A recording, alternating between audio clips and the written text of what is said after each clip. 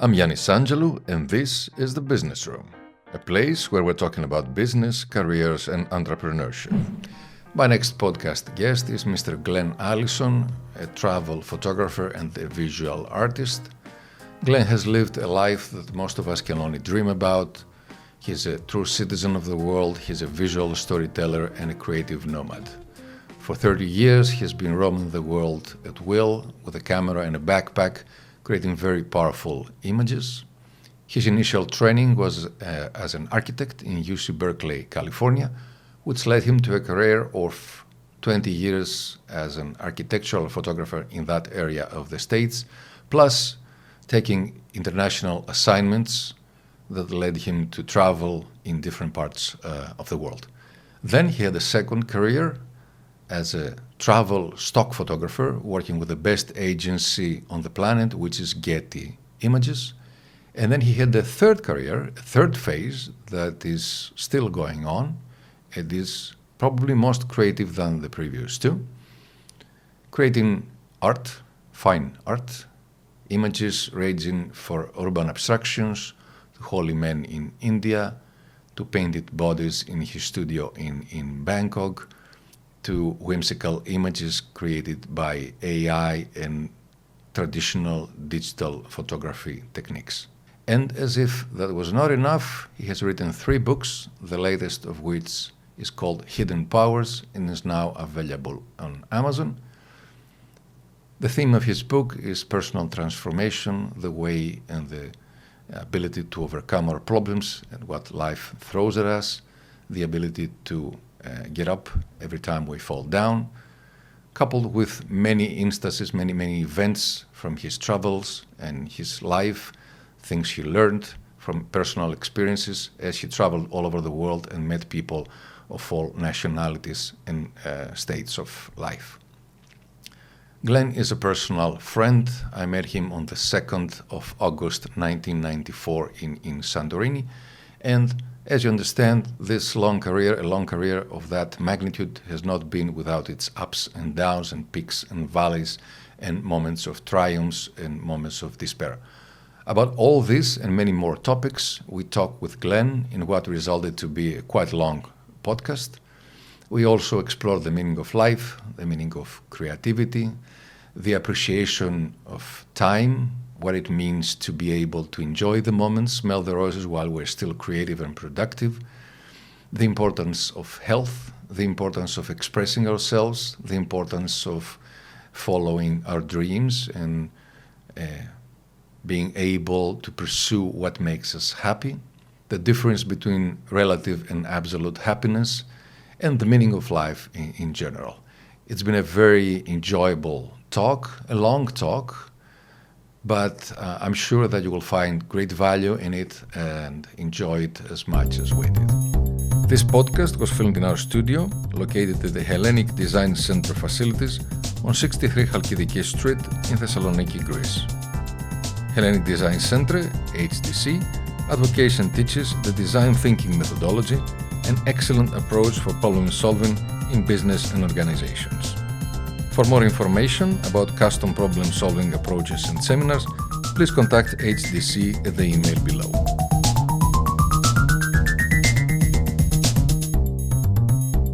Every day I might wake up in a different city, in a different hotel. From the pit of bankruptcy, I had no money whatsoever. When the crash happened, I didn't use any wise business sense. If I complained, and I would just dig my hole deeper. I'd been a Buddhist for 20 years. From that, a weak life condition, I wouldn't be motivated to fight as hard. I'm absolutely confident that I could dig my grave. I was asking myself, what was my life all about? Why was I doing this? But that was my ultimate mission in life.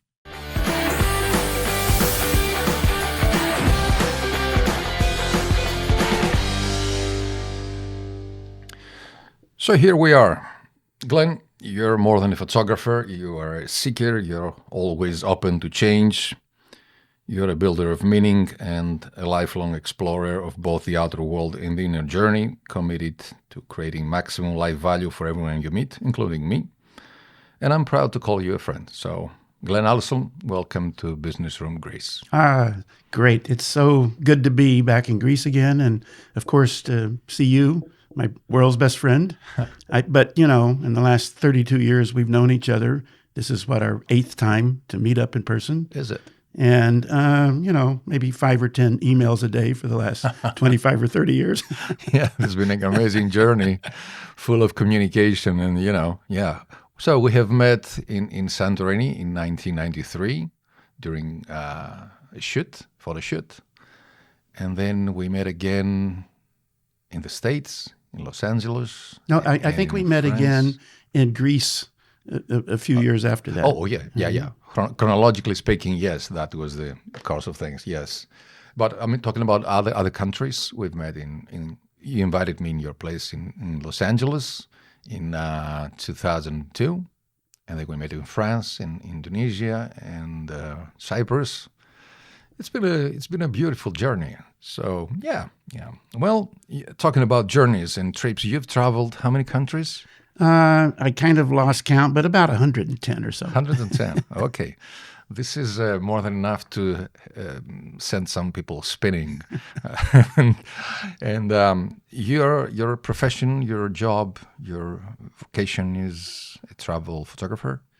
Well.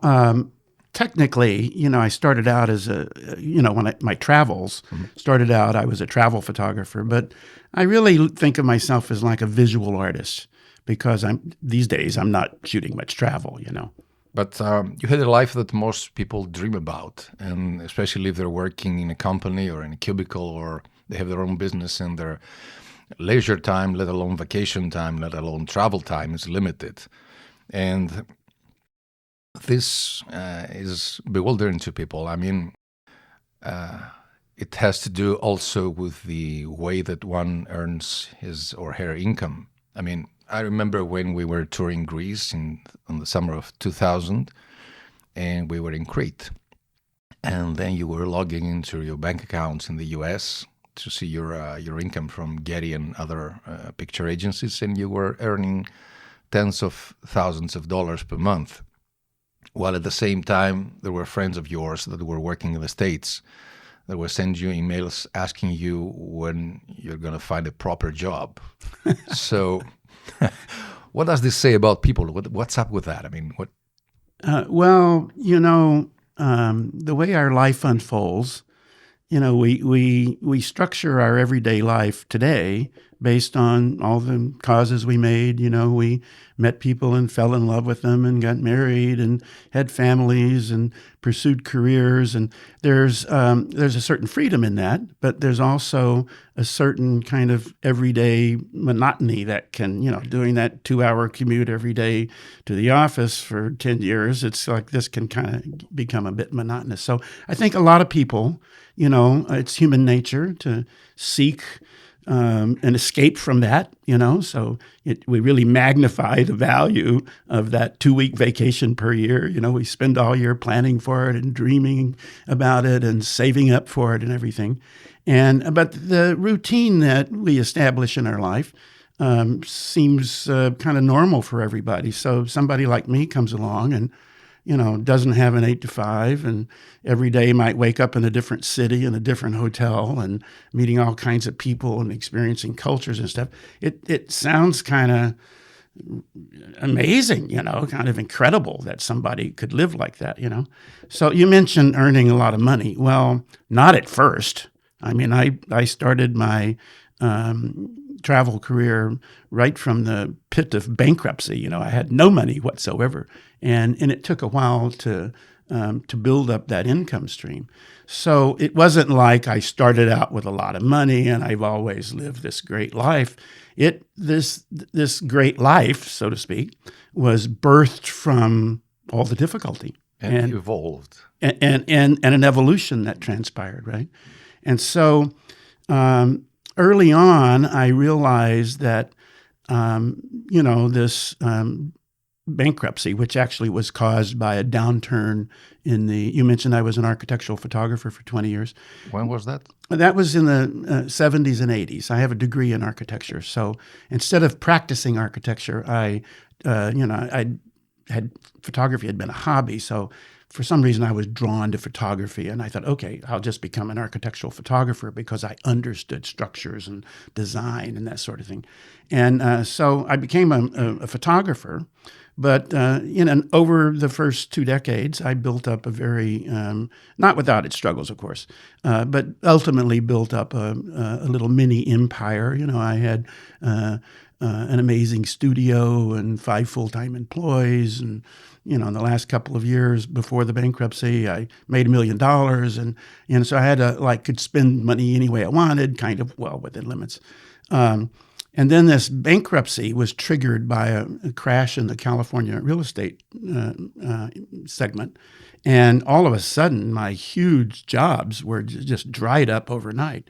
And, I was always an artiste. I was never a business person, so there were no YouTube videos about entrepreneurship and stuff like that. So I really wasn't focused on, investing money and saving money. Not that I didn't save and put some money in some simple blue chip stocks and stuff like that.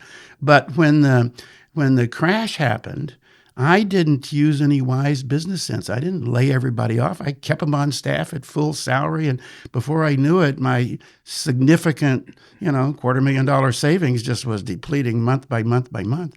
Eventually, I couldn't pay the mortgage on the house and everything. So, I had to declare bankruptcy. So it was from that point of having lost everything. My house, my amazing furniture. I'd curated this modern museum of art furniture, and I had this amazing kind of lifestyle going on, a hillside house overlooking Los Angeles and everything. And so all of a sudden that was gone. I was left with my van, actually living in my van, and literally got to a point where I had no money. And which was kind of shocking to me, but, we'll probably talk about this a bit later, but I'd been a Buddhist for 20 years. And so I had learned a lot of things, like we can transform suffering into benefit. And so I had this 20-year foundation of focused on not being consumed by, the difficulty. And it wasn't just an intellectual understanding. It was, the practice I was doing enabled me to entrench this in my core.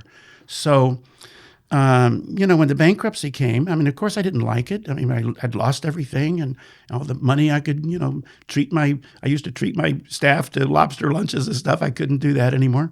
But I knew that if I complained, and I would just dig my hole deeper, right? Because somehow I had made, even though the bankruptcy was triggered by something seemingly outside of my control, an economic decline in the industry, I hadn't prepared myself. I hadn't stashed money. I'd spent it too frivolously.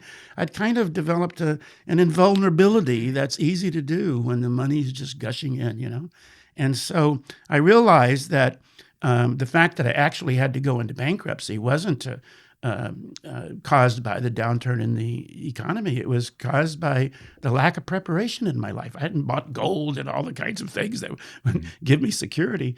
So I took full responsibility. I learned that from all the Buddhist insights I'd gained, and that complaining about my situation in life was only going to make it worse because, we make causes. Complaining is kind of a negative cause. I'd just dig that pit deeper.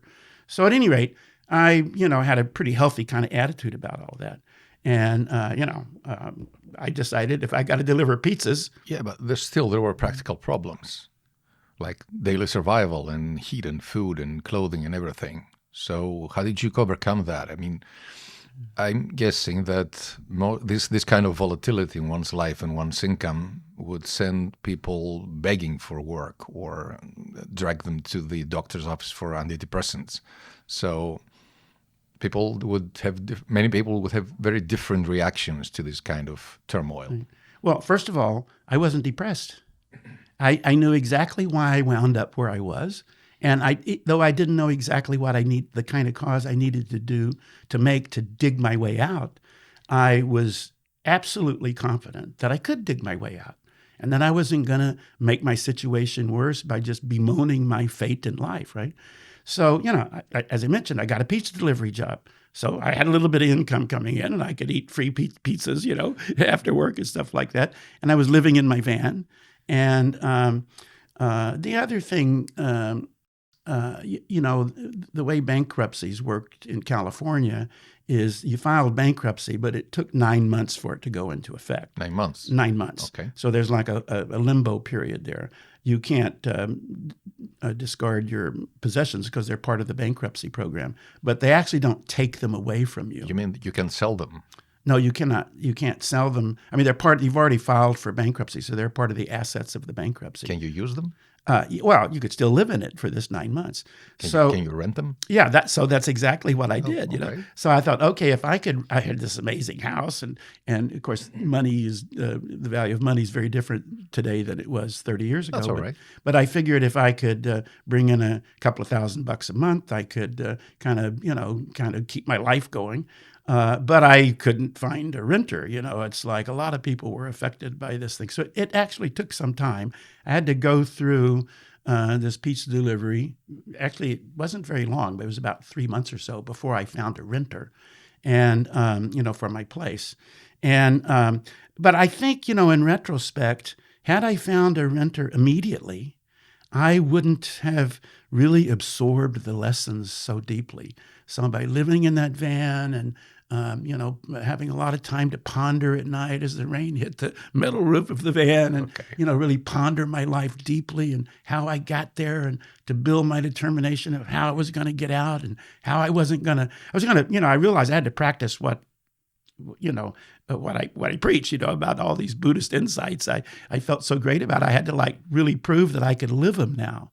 So had I rented my place out quickly, I wouldn't have dug deep enough to really get to the core. Okay, I hear you, but this cinematic image with the sound effects of rain and everything, and you're living in your van, sounds like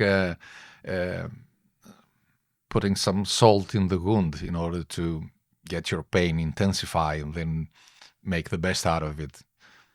Push your mind to be able to overcome the adversity and realize, take a responsibility, become aware, and then overcome it. But it sounds painful, though.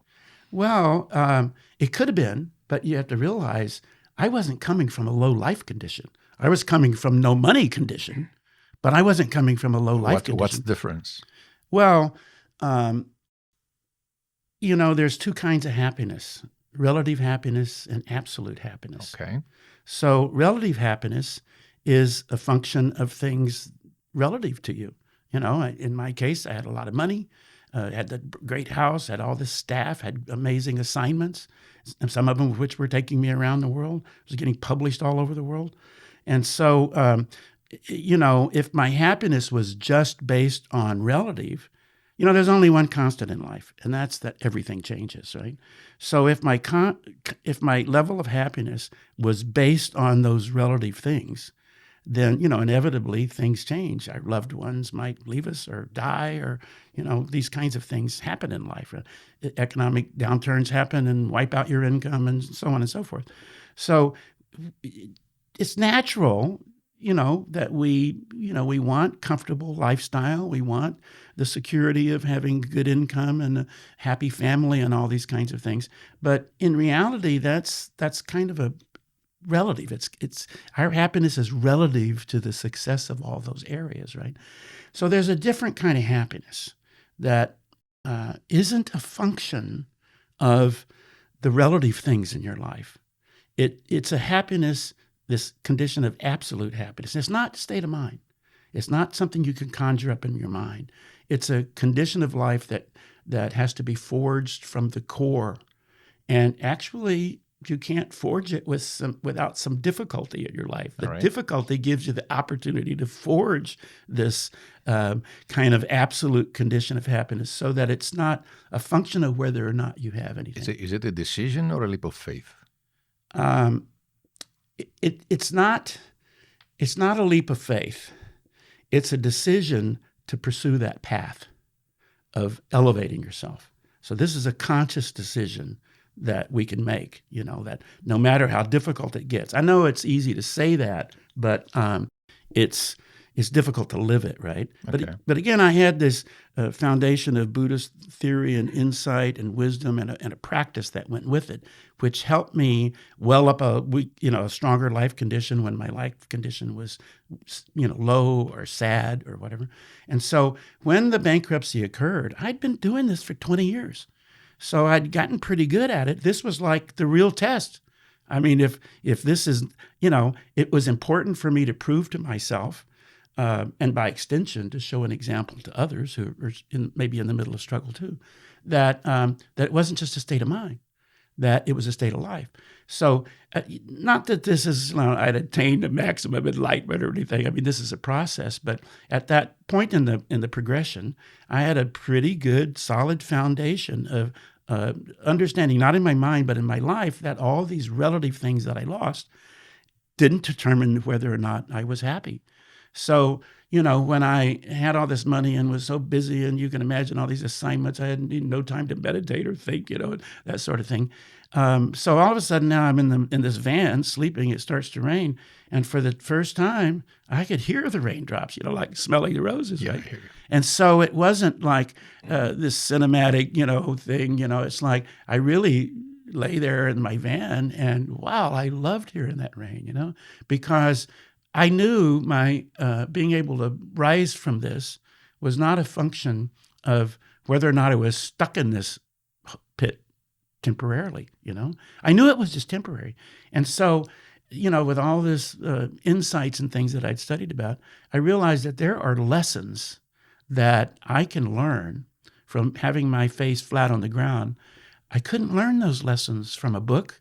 I couldn't learn those lessons when my life was full of abundance. It was only when all that relative stuff was completely removed, Right. that I was at rock bottom, that I could really, make a determination. Okay, now I'm going to rise from this low point. I'm going to somehow, I don't know how, but I'm determined. I'm going to well up a determination that just is unshakable, that I'm going to move forward from this. And that's going to give me not only personal great fulfillment to see myself rising from that, but it would inspire others who might want to be looking along and seeing. I had lots of friends who were aware of what's going on. Many of my Buddhist friends also, they knew I'd been practicing, that philosophy for 20 years. And so they were eager to see how I handled this. So it wasn't just for me, it was for others as well. Did you experience any back and forth during that period of time? Or was it a seamless progression from one state of life to the other? Well, we're human, so our life condition isn't always constant.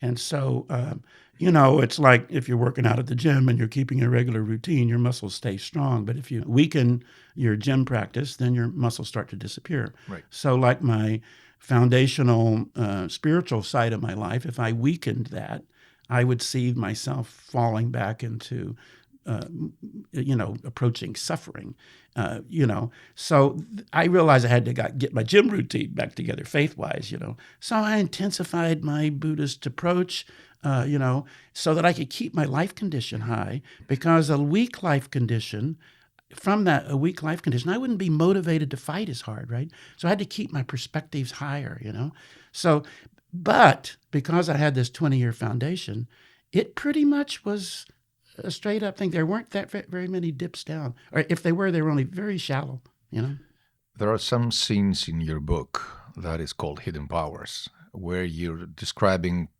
events that happened when you were younger. And one of them that repeatedly happened was falling asleep at the wheel while driving. And it might be an event that happened to you when you were young, but it can also be taken as a metaphor for life. Sometimes we fell asleep on the wheel. So what does this say about human nature? I mean, why do we do the things we do? I'm talking about the mistakes, of course. Why don't we save for a rainy day, whatever this means, both literally and metaphorically, when we're in a very good financial situation, for example? Are we unable to believe that change might come for us with a vengeance and, bring us down? Something might turn 180 degrees and bring us in a difficult spot. Is human nature based on repetition, on trust that everything will be the same always? Well, I think that we all hope that it, if we once we start developing some stability in our life in whatever realm, we don't want that to diminish. Mm-hmm. And so, we want it to keep growing and expanding. But the reality is all kinds of stuff happens in life. We get diseases, we fall and break our leg, economy crashes, all these kinds of things. Unexpected stuff happens, right? So what's the most important is that, in the very core of our life, the really foundational levels of our life, that we have found ways to develop an inner strength that will be so rock solid that any kind of obstacle that arises, either by our own causing or seemingly, just out of the blue, that we can, rise from that. And so it's imperative that, let me back up a second. You don't think about this stuff too much when things are going well. That's for sure. You just don't think about it. And so by and large, most of us don't really prepare this kind of life condition because we don't, number one, we probably don't really know how. I mean, some people have personal religions, other people don't or whatever, but, a lot of people try different things to kind of get more self-control and that sort of thing. But a lot of times, a lot of people are just scrambling for, how to develop this, and they maybe haven't developed by the time something hits that's bad, so to speak. Actually, when I say bad, I should put it in quotes, because on the surface, it looks bad. But again, as I mentioned earlier, without your face being flattened to the ground, there's lessons that you can learn there that you can't learn if you never hit the ground, right? And so what's important?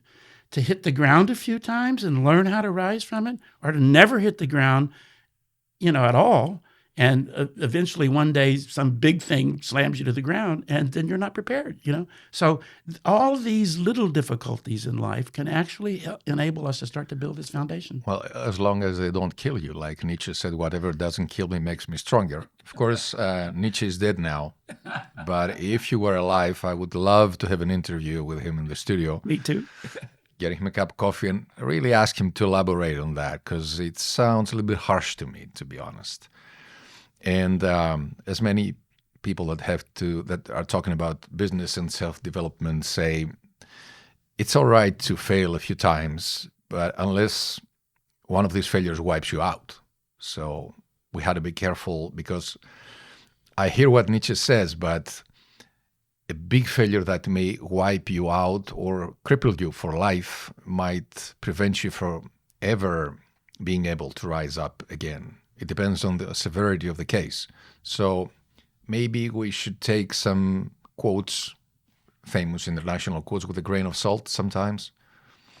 Not necessarily. There's probably some wisdom in there. Maybe we just haven't honed our perception to see it. There is, but things are not black and white, are they? No, but, a thought just triggered. There was an incredible transformation that happened to me during that bankruptcy. And the real focus actually occurred during that 3 months that, I was living in my van and delivering those pizzas. Because, as I said, I really was starting to ponder very, very, very deeply, not only how I got there, but more importantly, how I was going to respond. And so a very crucial thing happened. I want to preface this by saying that I didn't really come from a rich family. I had to put myself work my own way through university and stuff to kind of carve my own path and to get an education and that sort of thing. But probably because, I didn't come from a wealthy background and a background of abundance and that sort of thing. My basic focus on life was pursuing financial success, and of course the trappings of fame and glory. And when you see your photographs published, there's a certain ego boost that happens. Absolutely. So for that 20 years, my first 20 years of my Buddhist practice, and my first, which coincided basically with the first 20 years of my career, my underlying drive, I didn't realize it at the time, but I was going for this career growth and the trappings that come with that, the great, positive trappings, money and publicity and this sort of thing. I didn't attain great fame or anything, but a certain significance that would draw lots of clients and stuff like that. There's nothing wrong about them. Right. But I'm just saying that my focus was to get that, and it was for personal satisfaction. So it was all, and I have a bit of an ego issue as well. So I've always been a me. That's what destroyed 2 of my marriages, right? Because I was so focused on myself. So after that 20 years of building up a successful career and then losing it all and going to bankruptcy, during that 3 months of concentrated time, really for the first time, I started delving to levels that I had never dug into before. And I really was asking myself, what was my life all about? Why was I doing this? Where was I going with this? There's no end to chasing money. You have a nice house, but then you can have a yacht, or then you can have a private plane. And it's just like, there's no end to that. And I realized that because my level of absolute happiness had been growing all along. And I realized that stuff was not going to bring me this fulfillment. So during this 3 months of deep pondering, I realized that I needed to shift my mission and, to shift it toward a loftier kind of purpose. So, I realized I needed to shift my focus on what my ultimate mission in life was. Surely it could be greater than just me all the time, and how much growth I could have. And my Buddhist practice had opened me up to the sanctity of not only my life, but other people's lives and respecting other cultures. So I was beginning to think about others more than myself, because everything I was reading, in context with this growth focused me toward that. I really needed to have a clear focus on why I was living. Are we talking about contribution, legacy, or both? Well, I think they're both intertwined, because if you make, say, great contributions in your life to society or humanity, that also builds your legacy. So there's no separation; there's a fusion between the two. Right. But I realized that if I just decided to rebuild my life from the bankruptcy and, just go out and attain all this wealth again and, all the trappings that go with it. I was kind of like doing the same thing, just doing it for myself, Which, again, there's nothing wrong about it, because it can be a mean to higher purpose. Right. And actually, from a position of personal abundance, you really have a lot more freedom to help other people and inspire people. So, no, there's nothing wrong. I'm not trying to say that pursuit of personal gain and development is bad, but that was my ultimate mission in life, right? Just alone. And by then I had, I didn't have wives. I'd gone through two marriages, so I didn't have a partner that I had to compensate for. It was only just me, just satisfying my own dreams and desires. No pets. No goldfish and all. Because I somewhere deep down, I knew I wanted to travel. I didn't want any encumbrances like that, the things that depended on me. Right. That's probably why my marriages didn't work out, because I didn't want anybody depending on me. And pets really depend on you, especially dogs. And so no pets. Goldfish probably don't care, but dogs do.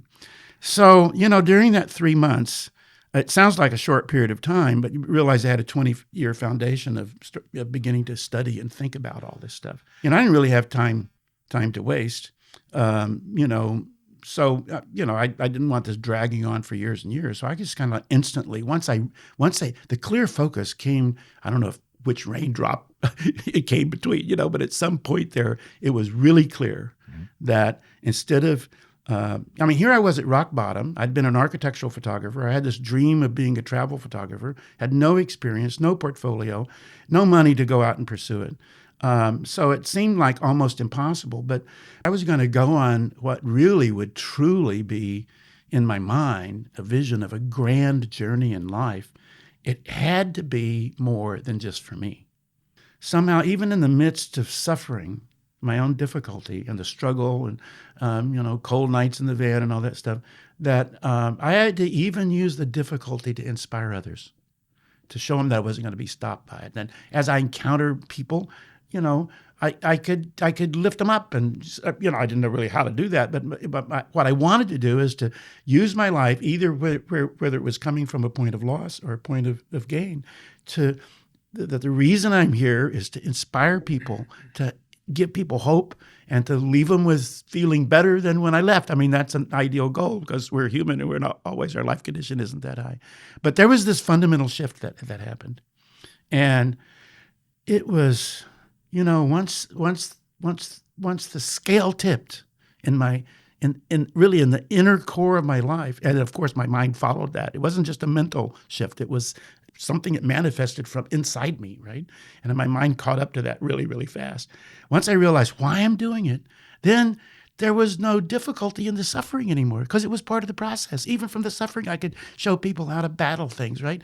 And boy, that changed everything because suffering wasn't suffering anymore. It was actually an avenue, a vehicle, an opportunity, right?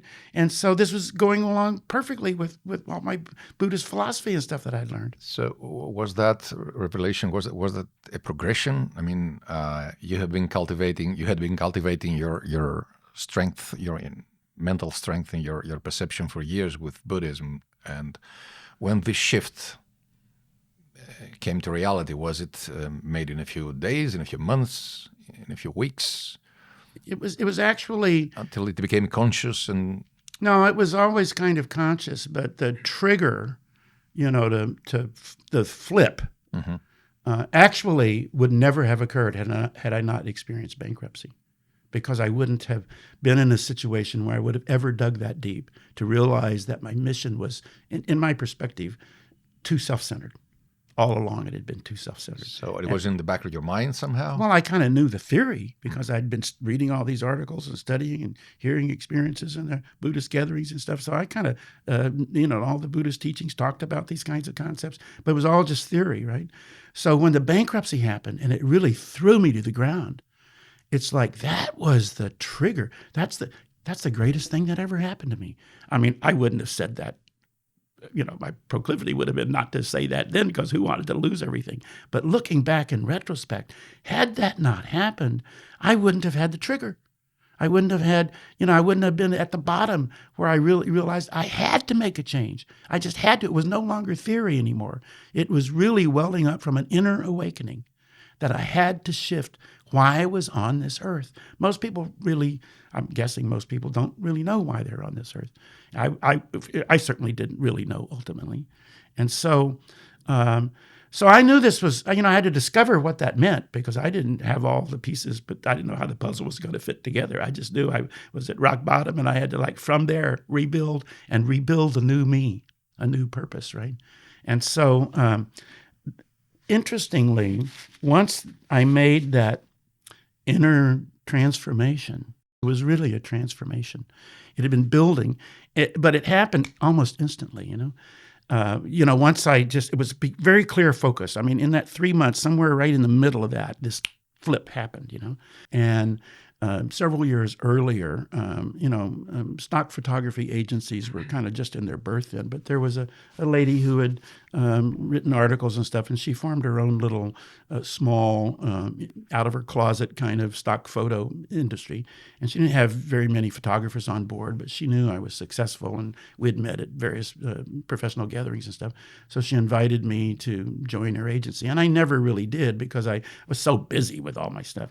So, once the bankruptcy happened, and I thought, oh, okay, I'll put together what few travel images I have, and I'll give them to her, And so, I was accepted into her agency just right after I made that flip. And just a few months later, Getty Images bought her, Well, there was another intermediary agency that Getty bought first, but that other agency bought her. And very shortly after that, Getty came into existence and bought that other agency. It was one of the world's best agencies out of the UK. So all of that happened just the instant I made a shift in what my mission ought to be in my life. For me, my discovery of where I wanted to point my life. And then it's like the universe said, he doesn't need to deliver pizzas anymore. He's got it. He knows what he's got to do. Had I been wallowing and suffering in all of this if I'd allowed myself to suffer in misery, it's like the universe probably would have said, I mean, personifying the universe, would have said, okay, we got to keep him delivering pizzas for maybe a year or two until he learns his lesson, right? I'm giving you the lesson, but you're not taking the... Right. Yeah. So, but the instant, it manifested, I knew exactly I didn't know how to do it, but I knew where I had to head. It's like the universe has said, okay, let's not waste any more time. No more pizzas. Rented out my place. This immediately gave me a couple of $1,000s every month. So I quit my pizza delivery job instantly, bought all the film. This is back in the film before digital. Right. Bought film and headed out to, while I had my van for 6 more months, I figured, wow, I mean, my brain was going 90 miles an hour. I could, sleep in my van, but I could shoot, Mount Rushmore and the St. Louis Arch and the Statue of Liberty and all of these icons that my photo agency needed these travel photos. And as an architectural photographer, I mean, I know how to shoot an Eiffel Tower and stuff because I know lighting and composition and stuff. So I knew I had to rush out there for that next 6 months and just shoot everything in the United States that would be possible, an icon kind of image that would lay a foundation for me to start making some money. Because at the end of that 6 more months, and the 9-month bankruptcy period, I'd lose the van, I'd lose the house, and I'd have no more income, Right. So I had to like really hustle. So, but anyway, all of that transpired almost instantly when I finally, clarified in my life why I'm on this earth. Is this what's happening in life? We keep on getting lessons from life, but if we don't learn them, if we don't take the message, if we don't get the message, we don't graduate to the next level or something? Well, I think theoretically anybody can do that. Anybody can do that. And, I haven't read as many self-development books as you have, but the ones that I've read pretty much throw out those kinds of platitudes. And everybody can agree with them all, but they don't know how to do it. They don't really know how to make this transformation. And well, maybe they have a clue or a few more clues, but they see the top of the mountain when they're at the bottom of the mountain, and they say that, you know what, the distance from where I'm standing to where I'm going to go is too hard for me, too much, because I'm too young, too old, too fat, too whatever, too broke, and they don't take the first step, because the whole thing has to do with also taking incremental steps that may sound a little bit silly or funny or inadequate in the beginning, but then they build on one another, and you get to close the gap and walk the distance. Yeah, again, that makes perfect sense. Anybody could read that in a book and say, I agree with that. The reality is, of course, we have to take a first step. Absolutely. Journey of 1,000 miles starts with the first step. Well, that's true. So, but many times, from that low position, we take a first step and we just knock right back down to the ground again. So we realize we got to work on perseverance and fortitude and a lot of stuff. So how do you build that fortitude and perseverance? Well, if that's what, like in my case, I needed, and probably what most people would need, actually a second, after you take the first few steps to get knocked right back down again, if you're determined that you're going to build this fortitude, that very stumble on this step at a time kind of process is actually how you build fortitude. Because if you can get up again, they always say it's not important how many times you fall down. It's only important how many times you get up. Right. But because I knew my mission, I wasn't swayed by the intermediary stumbles. There were many. There were so many. There, after that 6 months period, I somehow finagled and I sold a big, huge lens and finagled enough money to. I mean, I'd lost my house and I was living in Los Angeles. You can't exist without a car there. But I knew I'd been to Europe a few times, and I knew I could stay. I could sleep on overnight trains, and there was ways of doing it. And I put together just enough money from selling the last bit of equipment that I somehow kept out of the bankruptcy, and I figured it would last me a few months. And so, off to Europe I went. So you transcended the notion of this is good or this is bad, and you went to I'll do what is necessary. Right, and because I had this grand mission of learning how, and this was a learning curve. For the first time in my life, I was trying to shift my mission for doing it for others instead of just doing it for myself. And so, but along with that understanding, I realized that all these intermediary stumbles would also be the fuel that I could transform to build this kind of fortitude. So I was going to say, when I went to Europe, that money did run out. And I panhandled on the streets of Paris, and I slept on not park benches, but benches in the railway stations and stuff like that. So I had lots of periods, after I had engaged and found myself on the other side of the world, all these obstacles were still hitting. But my mission was so great, and I realized it, so I could live through that. And it wasn't suffering, it was stepping stones. Well, in your book, you're talking about the ego, like being a prison, which you have to escape from in order to be able to elevate yourself and go into this flow of energy and purpose. Well, it's impossible to escape your ego. I mean, some of us, it manifests more at the surface than others, like in my case. But, from the moment we're born, our ego starts to develop. We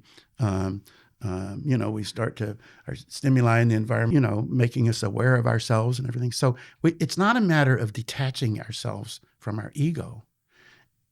Ultimately, it's a matter of using whatever amounts of ego we've got to create more value with it. So it's not like we have to change who we are.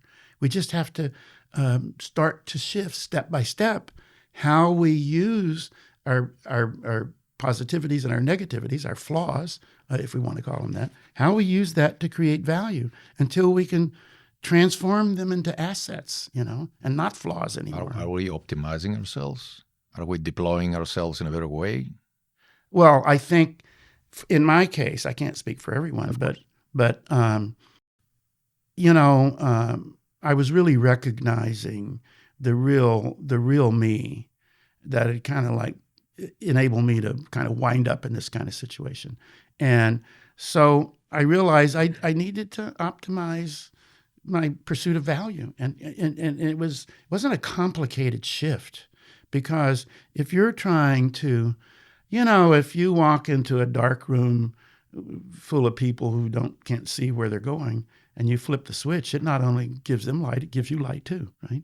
So you don't, for me to shift towards doing it for a loftier reason, to somehow, in whatever capacity, to start functioning as someone that lifted people up and gave hope, I didn't lose anything from that. I could develop more compassion.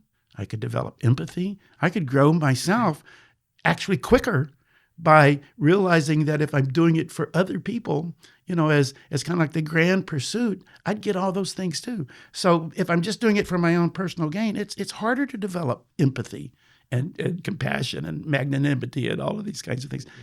I hear you. Then, this U-turn is amazing, but if you go back in time, you're talking in your book about the violence that you had experienced from your father towards your mom. So when someone starts his life having such kinds of experiences, I think it's understandable that in the beginning he or she takes care of number one, which is the self. And then time matures your spirit and your heart and your soul, and you understand that something is missing, and then you're trying to find what's missing. And then if a catalyst appears at the same time or at that period of time, like the bankruptcy, then you can, if you have cultivated your awareness, then you can make the U-turn. How did these events in your younger life affect you? Do you think it makes sense? Well, in theory, that all sounds good. I'm sure you can find this similar kind of theory in a zillion self-development books, because it's right on theory, But the reality is that we don't always have this lofty perspective and this lofty insight at the surface ready to tap into. All we have is we're suffering, Now, I want to say that I didn't have massive family discord, but there was a fair measure of family discord in my life. And basically it was mental and physical abuse toward my mother, not toward me and my sister. But, it was quite traumatic. And it wasn't maybe as traumatic as a lot of people have experienced, but in terms of my own life, it was traumatic. One night when I was 9 years old, to save my mother from yet another beating, I grabbed a kitchen knife to protect her. Well, I was just a little scrawny kid, and I had no strength, and my father was this huge guy, and he just wrenched it out of my hand and threw the knife on the floor and pushed me aside and just kept on, Mm-hmm. So you can imagine the kind of trauma, this, I was too young to really think deeply, why is this happening to me? And I just knew I was miserable, and, I was helpless, and there wasn't anything I could do. And I just wanted to escape that kind of life. And so that point of weakness, I had no really intellectual development at that point. I hadn't read any books about all this stuff or anything. And I just, I was just left with, wanting to, I immediately blamed my father, because it's typical that, we in some cultures blame others more than others, more Buddhist countries kind of take more personal responsibility for their karma, and they accept it and move on. Other people like blame, and you create wars out of this blame, right? But it's pretty natural to find the cause of what you can identify as the cause of your suffering and ascribe blame to that person. So you can imagine that I had a much closer, deeper, warmer bond with my mother than I ever did with my father. I hear you, and I feel you completely, 100%. Yeah. So, and this went on for years and years and years. So you mentioned earlier this fall asleep at the wheel. Right. I didn't, of course, I didn't even realize I needed psychological help at that age. But one aspect of that trauma, even though it wasn't totally severe, I didn't get beat myself or anything, but one aspect of that is that I really wanted to escape. I wanted to escape this suffering, and I didn't know how. And I think subliminally, this manifested in terms of this fall asleep at the wheel propensity that I developed. And it was bizarre because there was kind of, and I was conscious of this at the time, there was kind of like a thrill to see if I could fall asleep and wake up alive. Yet it was very scary because I ultimately didn't want to die. I think I kind of somehow couldn't identify it, but I knew I had a greater mission in life than to die, so I didn't really want to die. But I was really tempting fate, and I went to sleep and drove off the road so many times. In the book, I go into detail about this, but I wiped out 2 cars, and it's a wonder I even walked out alive. Well, cats have how many lives? 9. 7 or 9. 9. So 9. You should be careful. Yeah, I was getting up to 9, man. It's like it wasn't much opportunity left. So it was, by the time I had my last crash, I was about 27 years old. So this had gone on. I think I started driving when I was 16. And my first experience of falling asleep at the wheel was at 18. And my parents had moved to California. And I was going to school in Texas, where we were from. And I'd done 1 year at the university there. So I, shifted out to the University of California at Berkeley. And so, decided to move to California. So my father came to pick me up, my possessions and stuff, and he and I were going to drive back to California. And he was a marathoner. I think that's where I get my marathoning from. It's like this guy wouldn't take 3 days. He would just drive straight through, like 30 hours straight through. So, and because I'd been driving a couple of years, we shared driving. And as we were driving along, my father was kind of half asleep, I guess, or maybe fully asleep. I'm driving along, and subliminally, this death wish started manifesting. And I had this bizarre thing, like if I just fell asleep and crashed the car and we both died, it would mend my misery and destroy my father, and everything would be great, And so I let myself fall asleep. It was almost like I didn't have any control over it. But, my head hit the window. I instantly woke up. But we did change lanes, and it freaked my father out completely. And, of course. And I can only guess. Yeah, he was screaming. He had a kind of a violent kind of nature, and cursing and all kinds of stuff, So he, immediately said, you get out of the driver's seat. And he relegated me to the passenger seat for the rest of the trip, So anyway, it was an unbelievable experience. So I think that many times when someone either wants to end his life or her life, or create such a big impact, it's not like he or she is actually looking for a bad impact. She or he just wants the pain to stop. And if the level of maturity at that time and age and circumstances is not enough or is not conscious enough to help this person make the switch and decide to create, as in the Buddhist saying, is take poison and turn it into medicine, then the preconceived perception of what is happening is that I want everything to finish, to end. I want my pain to end, so there's nothing I can do. So, boom. And this is why so many times, so many people in their marriages or their relationships or their friendships or their health perseverance or their economical growth, and they trip themselves and they self-sabotage themselves because things are not going their way, and they may have reached the point of, the pain may have reached the point of critical mass, and if they cannot overcome them, they just want something to stop, anything that bothers them to stop. And this can be done either in a violent way, like a catastrophe of some sort, or with addiction and instant gratification and dopamine and junk food and any kind of consumption that gives pleasure now, here and now, but is kind of taking energy and from your future life, like spending your future life now in ways that just consume you, giving you instant pleasure in order to be able to overcome this wave of grief, this wave of pain. So it takes a leap of faith, perhaps, and a decision, as we discussed before, to be able to actually do that, decide that you're going to turn this bad situation into something beautiful, like the lotus flower. You're a Buddhist. Tell us about this example, if you like, the lotus flower, where it grows, what's the meaning, what's the metaphor? Right. Well, the lotus flower is not like a typical flower. Most flowers bloom and then seed later, but the lotus flower blooms and seeds simultaneously.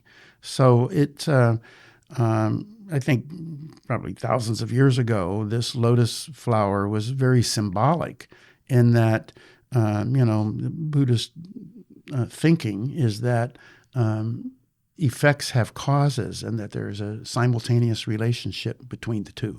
Cause and effect. Cause and effect. And so the lotus flower itself symbolizes this simultaneity of the cause and effect happening at the same time, right? And so that's why I'm sure that the lotus flower was, the Lotus Sutra. I mean, we've heard about the lotus flower for millennia. And there's another interesting thing about lotus flowers. Another reason it's a great symbol is the most beautiful lotus flowers bloom from the muddiest swamps. Why is that? Well, there's more nutrients there, right? If you put the lotus flower in clean water, there's no nutrients for it to grow from. So the muckier, the more sewage, the more stuff in that water. It's like the lotus flower can draw all of these nutrients and blossom. So there's a great symbol here. We think, or most people think, that, or a lot of us think, I don't want to speak for everybody, there's a lot of enlightened people out there, that we can't be happy as long as we have all these problems in our life.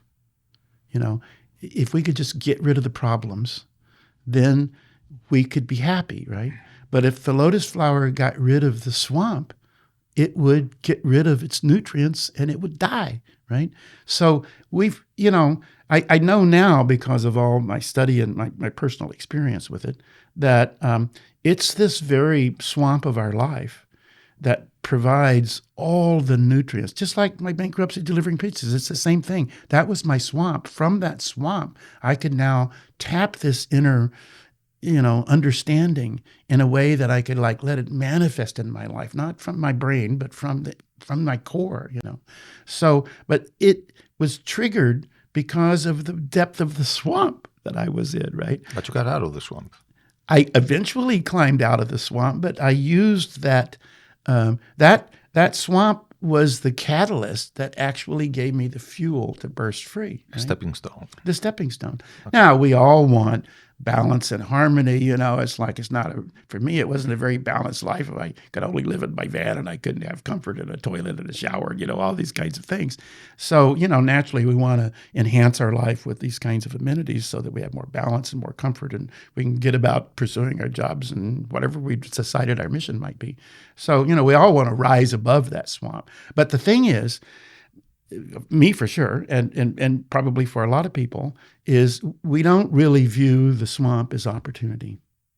We just view it as suffering. And so it's very easy to wallow in that because we can't see a way out. Maybe we've never heard about the concept. We maybe theoretically heard about it, but we can't do it. We're in the middle of this swamp and it doesn't feel good and we're drowning and we can't see any opportunity. We're just blind to it all, right?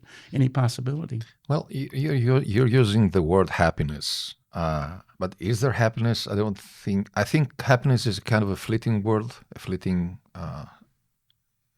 a fleeting meaning. Maybe another word would be fulfillment, like serenity of some sort. Isn't happiness just saved for a few moments that exceed the average moment in our lives? Like happy moments, right. Continuous happiness. I think most of us view happiness, again, relative to, whether we're in a swamp or not, or how good things might be going in our relationships or careers or whatever.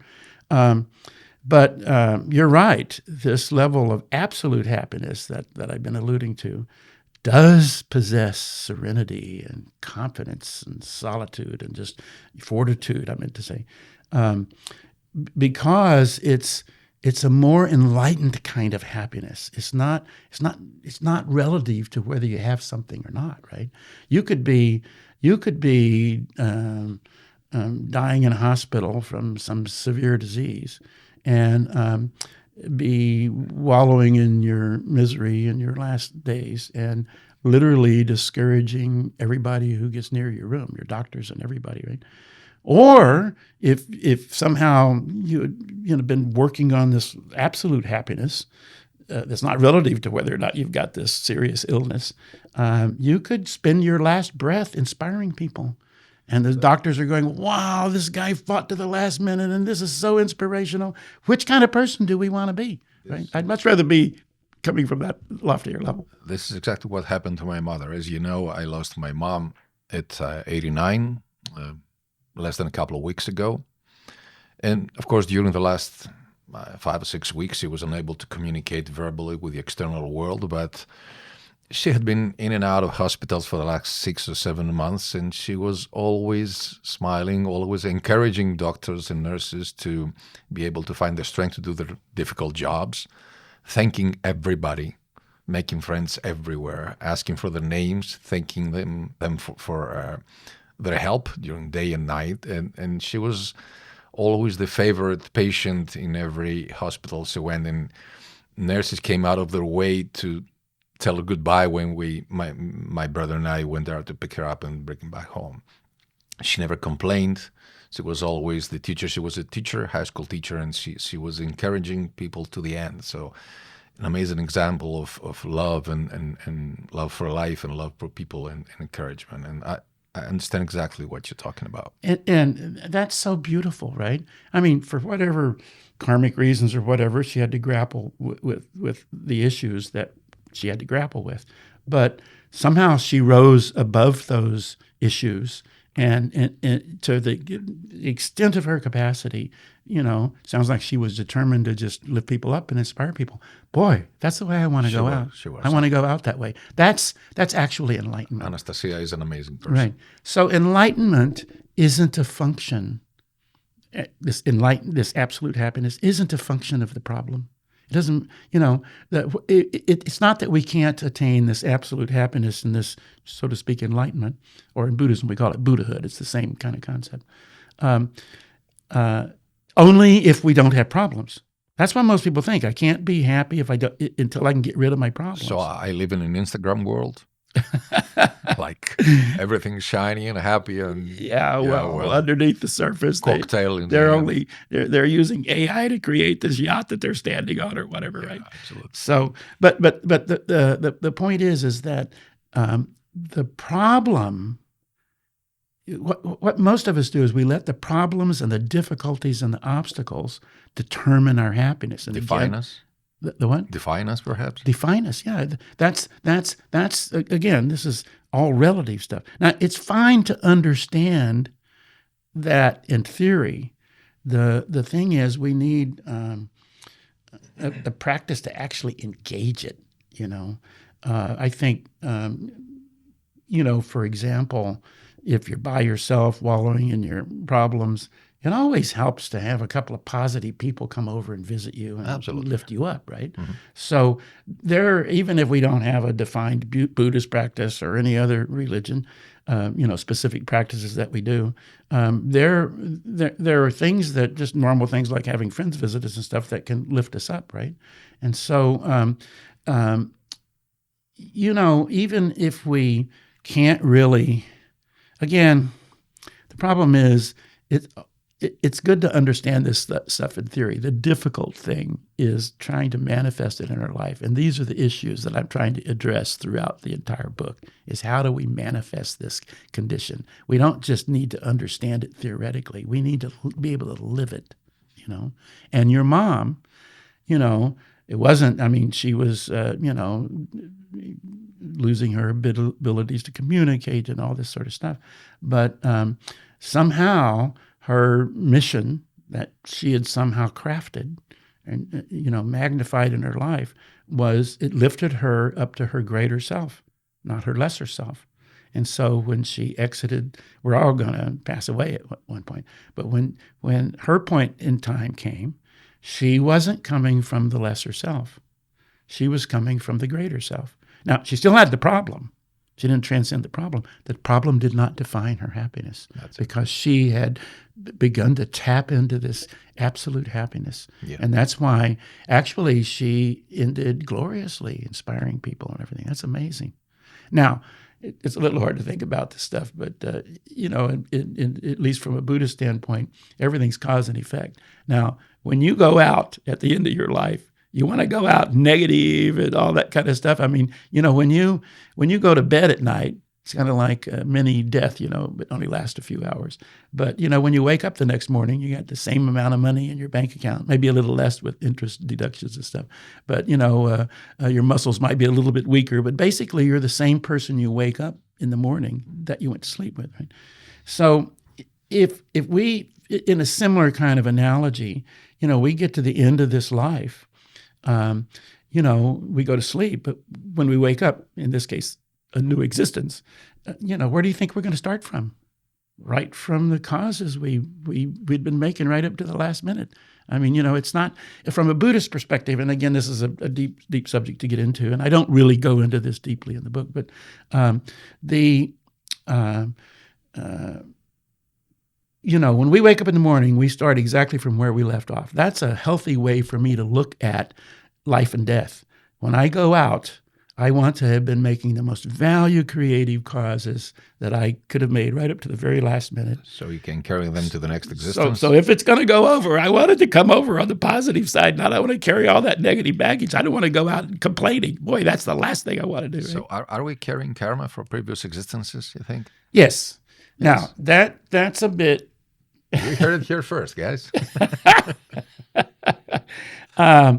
Okay, this is a bit hard to wrap your brain around, right? Because tell me about it. We can understand things 2-dimensionally and 3-dimensionally, but when it starts getting into 4th, 5th, and 6th dimensions and quantum we're physics, losing the ball. Yeah, this is really hard to wrap our brain around. Einstein was grappling with stuff at this level, and probably most of us don't have an Einstein brain, right? So to be able to grasp it on this level, but. Let's just look at it from just this existence, right? Okay. So I think most people probably can understand or probably even believe that everything's cause and effect. We all know if we go to the gym rigorously and everything, we're going to get an effect from that.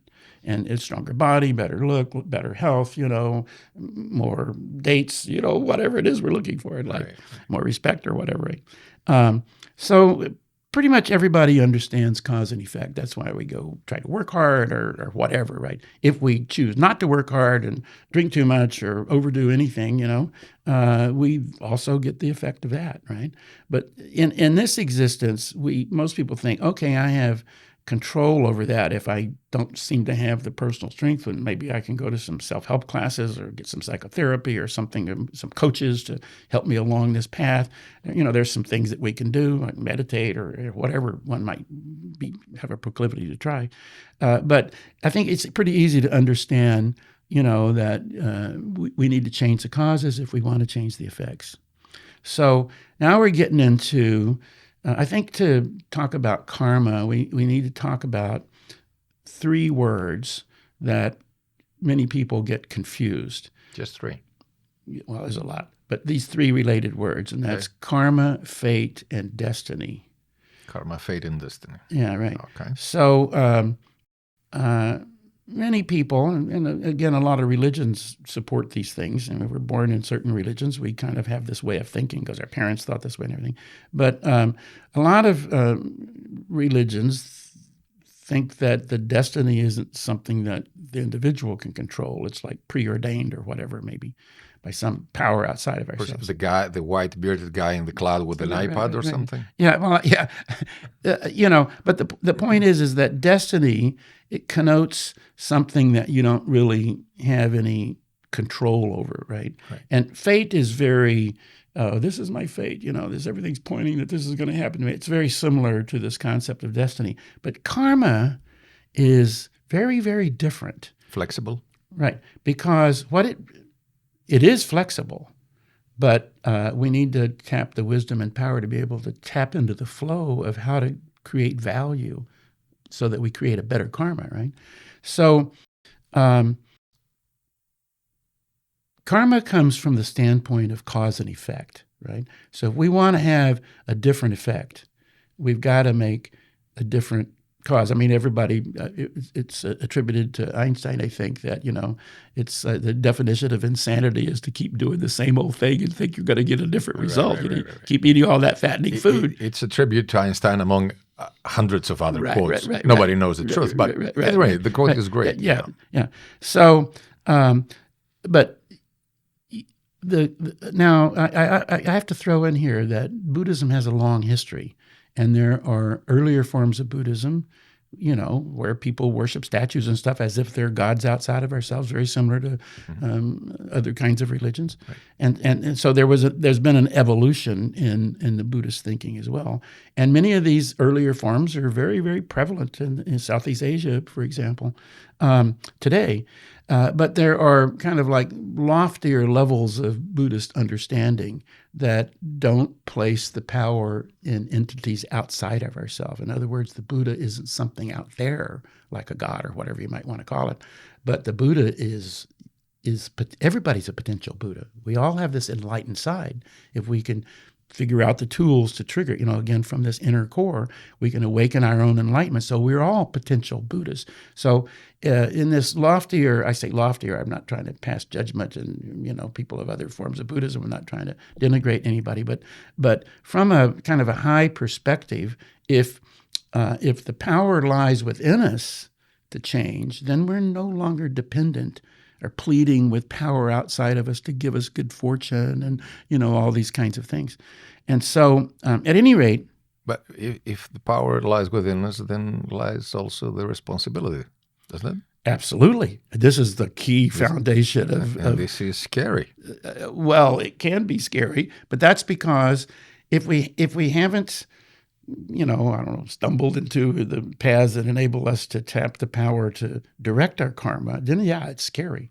But as we begin to tap that inner power and awakening, interestingly, scary I usually associate with fear, starts to disappear. Fear starts to go away. The scariness starts to go away once we start beginning to tap, and it's not like flip the light bulb flashes and we're enlightened overnight, but once this process, this orbit that we get into of developing this inner awakening, all the fear and starts to gradually dissipate and go away.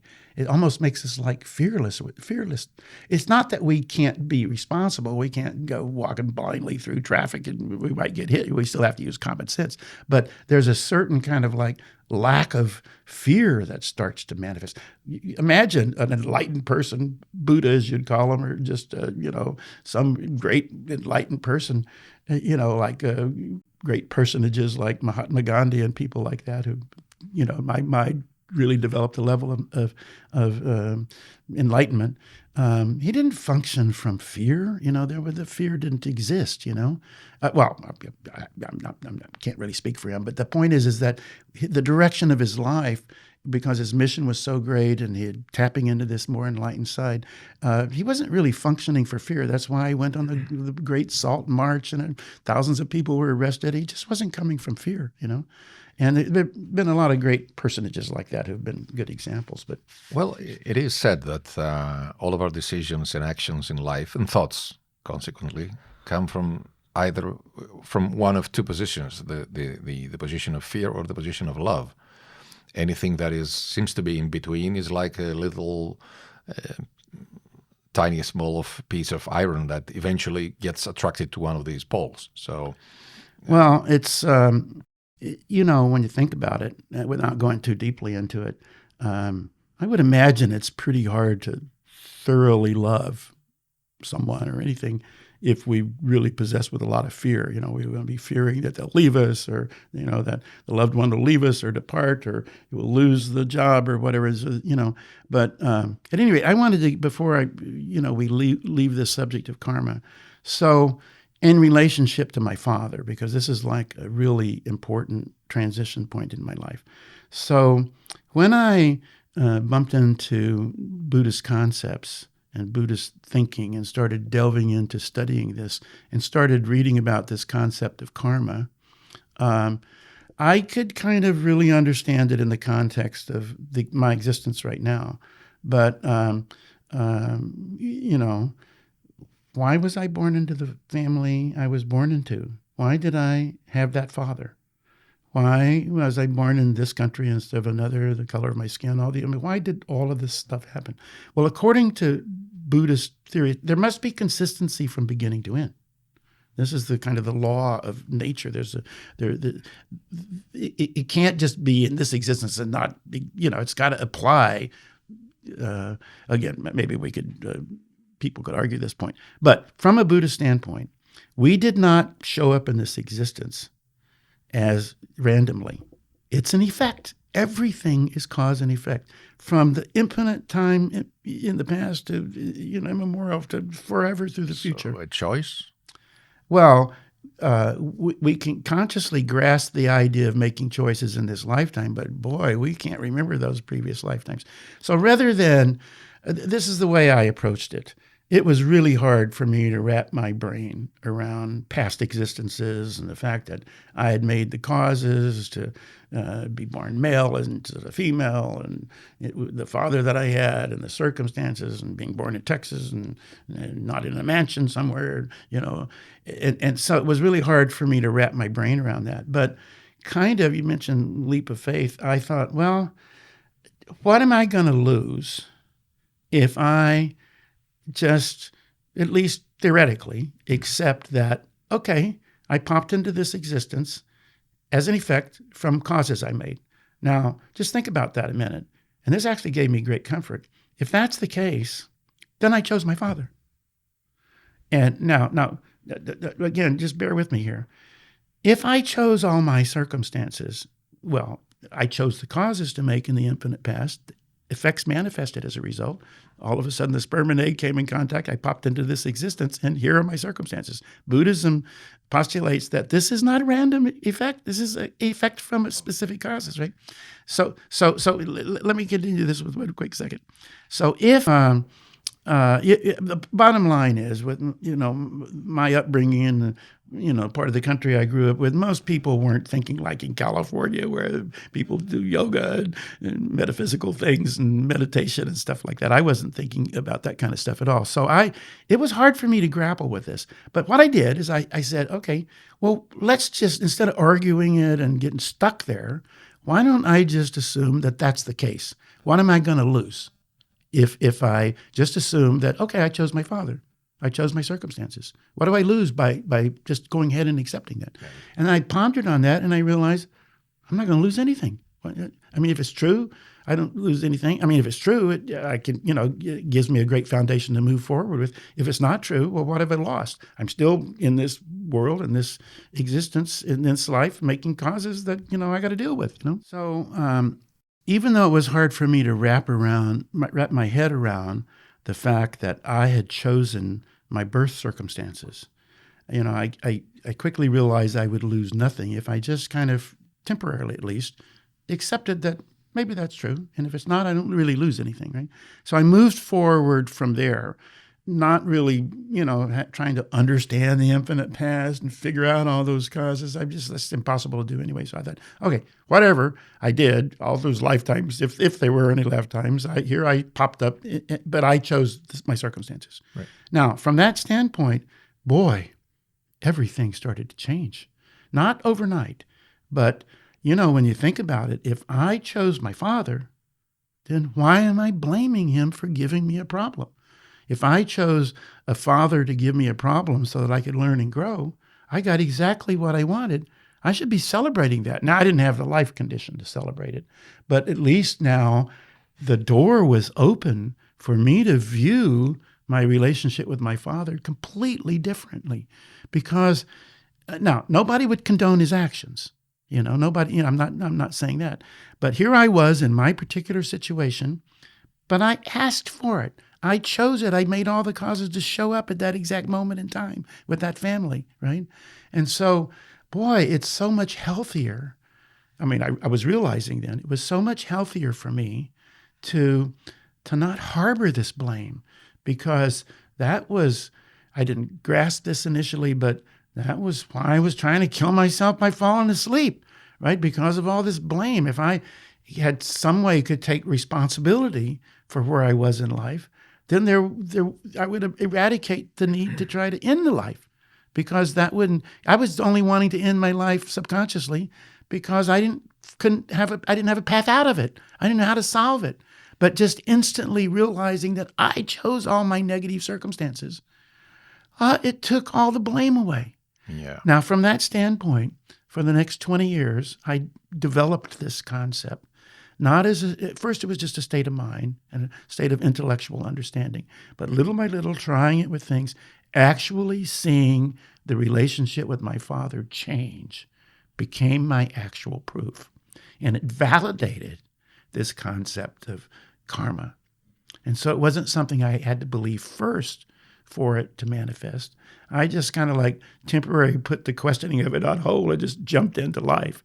But over time, as I studied deeper and tried it with different things, actually saw my relationship, because every time I'd encounter my father, originally I would always approach it from, the hatred and not hatred, but the anguish that I'd experienced. But all of a sudden, that anguish wasn't there. I could start enjoying him more and listening to his stories. It just gradually became a much richer kind of relationship.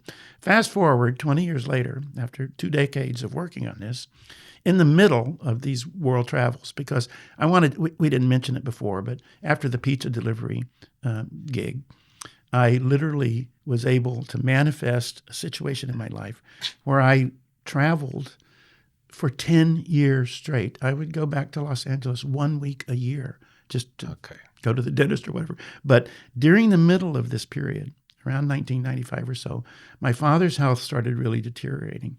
And I was just booked, solidly traveling the world, working my way through this 110 countries and just booked solid on. So, I really had I realized I kind of needed to get back and see my father because he probably wasn't going to live very long. But, I was just so caught up in all the commitments and everything. Well, interestingly, according to the natural flow of the sequence of my trips and stuff, my 1 week I was in LA that year is the very week my father died. So clearly I had, this was blowing my mind because I was connecting into some kind of universal rhythm so that I could actually have my last contact with him and not be out in Egypt or something like that when he died. And so Interestingly, I was the one that discovered my father. And when I went into his house and went into the bedroom, and I knew he had died. There wasn't one iota of anguish and hatred. It was all gone. Yeah. It was just completely disappeared. And that's because I had stopped blaming him. And that's because I had started to incorporate this concept of personal responsibility through cause and effect. And that's why today I believe, we had previous existences, right? Well, expanding what you just said, it's not just about your father. I mean, reason being your father. So if this life we're living, the way we started, has to do with infinite choices in the past, then one has also chosen his country and the economy and the circumstances he was born with. And I can already hear some of the audience say, what was I thinking? I want my money back. Especially But if all these circumstances are your father, then we need to make a decision that's it, that's the baseline, and we're starting from there. So we can become friends with it, or we can become enemies with this situation and start embracing it and not let ourselves, metaphorically speaking, fall asleep on the wheel of our own life, by take personal responsibility and make changes, even little by little, even if they seem imperceptible and not Instagram worthy immediately. And that's the essence. During the last few days, I've started reading again a book that I read last summer, which I think is the ultimate book about personal responsibility, The School of Gods by Elio Deanna. It's a huge book. It's 570 pages. And last August, it took me almost a week to finish it. And I'm a voracious reader. So when I finished the book, I knew beyond any doubt that everything that is happening to me is my responsibility. Not my fault, no guilt, but responsibility, at least the way I would be responding to everything. And I think it's a great book for someone to read and really take into account that his own actions, his own thoughts, his own what he says, what he does, and what he practices is what determines, at least to some extent, the from now on way of his life. And you're talking about personal responsibility a lot in your book. How long has this book lived in your mind before you started typing? Well, consciously, people don't know this or listening to this podcast, but you've been trying to get me to write a book for years, right? I think hammering is the right word. Hammering is the right word. But there was a trigger. Mm-hmm. I have a friend who came into contact with Buddhism through my connection and him talking with me and everything. And he's an avid reader of self-development books. And he was at one of our discussion gatherings, and he mentioned Eckhart Tolle's book, The Power of Now. Right. And so I thought, wow, he knew a lot about it. He read it several times, and I thought, boy, that would be, the power of now is like a very Buddhist concept, the present moment, making causes now, effect manifests later, the lotus flower, that whole thing.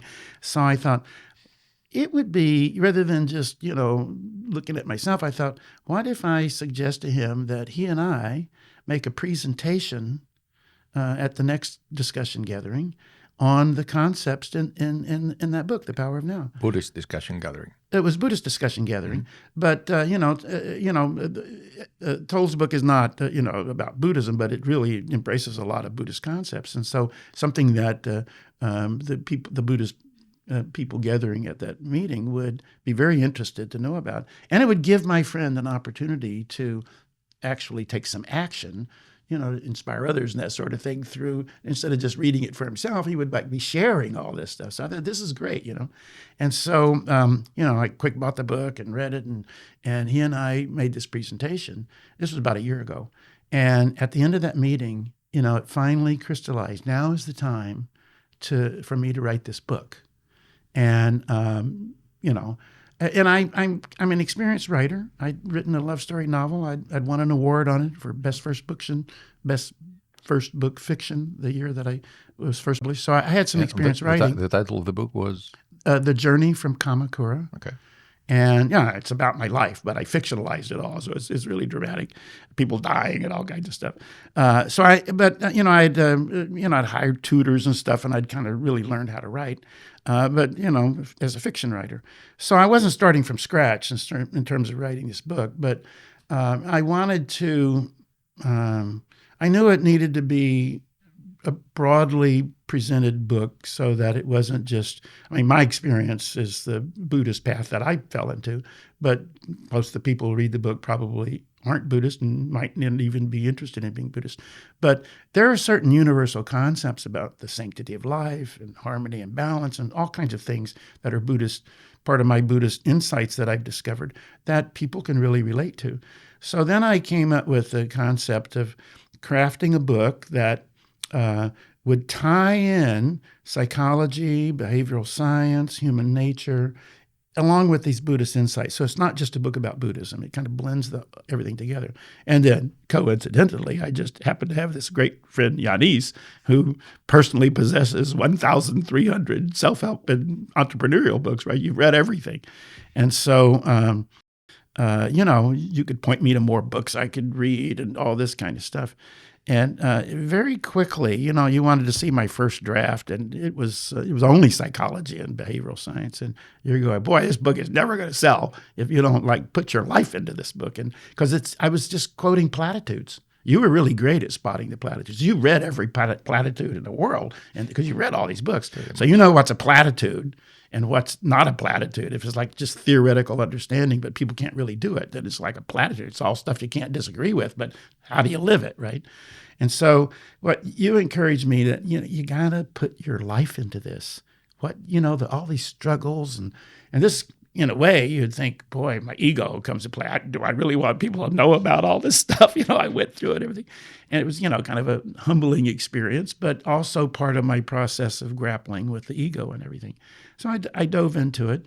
And, you probably read the book 2 or 3 times as I was writing it and kept saying, incorporate this, incorporate that. Back and forth. Yeah, it was an amazing adventure. So again, I'm thanking you very much for that. But at any rate, that's how it evolved, And then I tied, it wasn't difficult. That resolution I made in 1990 in the middle of the pizza delivery thing about why I'm on this earth, what's my mission.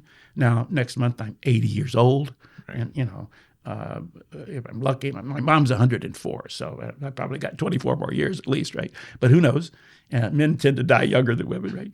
But, I'm kind of in this last segment of my life. I've been around the world so many times, and there's still 80 more countries to see or whatever, but so it's not over. But and I have lots of energy and youthful spirit and everything.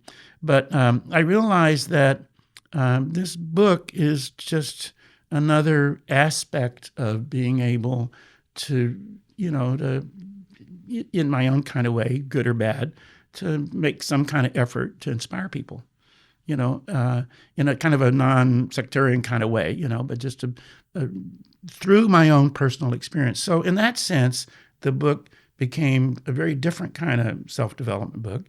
Every other chapter is kind of a memoir of, so what I did is I chose events in my life, some of them quite dramatic, and all of them quite meaningful, and things that I learned, people I met, and the wisdom I kind of got on the road that reinforced all my Buddhist studies and stuff. And so I incorporated that, showed the weak side, how I grappled with it, and the process that I went through to start to elevate myself from that. And so I would choose a memoir chapter about, complaining or some subject, and then I would show how that played out in my life, like the ego and destroying my marriages and stuff. And then the very next chapter was slightly more academic, but making references to psychology studies and more Buddhist insights and perspectives so that they reinforce each other. So in that sense, it's very differently presented than most self-development books, because it's really, in a real heartfelt kind of way, is showing the process from loss to gain, from developing, from transitioning how this process from gaining this insight about the karmic responsibility, this transition that happened, and showing the readers, how I was so focused on relative happiness and the process I went through and the thinking and the causes I made and everything to start to manifest this more, this broader, loftier self kind of aspect of absolute happiness. It's an ongoing process, by the way. It's never over, and you never can become too enlightened. In fact, the more enlightened, if you're really getting more enlightened, you just realize how unenlightened you are, right? So, but at any rate, so it's an ongoing process. And anyway, in that sense, I wanted to just craft an experience for the readers to maybe start thinking about insights maybe they never perceived. And, they're going to have to take their own personal responsibility to begin to maybe challenge. Everybody's got their own proclivities or whatever. So, just reading a book's not going to change your life completely. Right? It's a first step, so I'm not saying don't do it. Well, there is the hero's journey, and you're certainly the hero of this book. But in the hero's journey established by Joseph Campbell, the hero is living in his...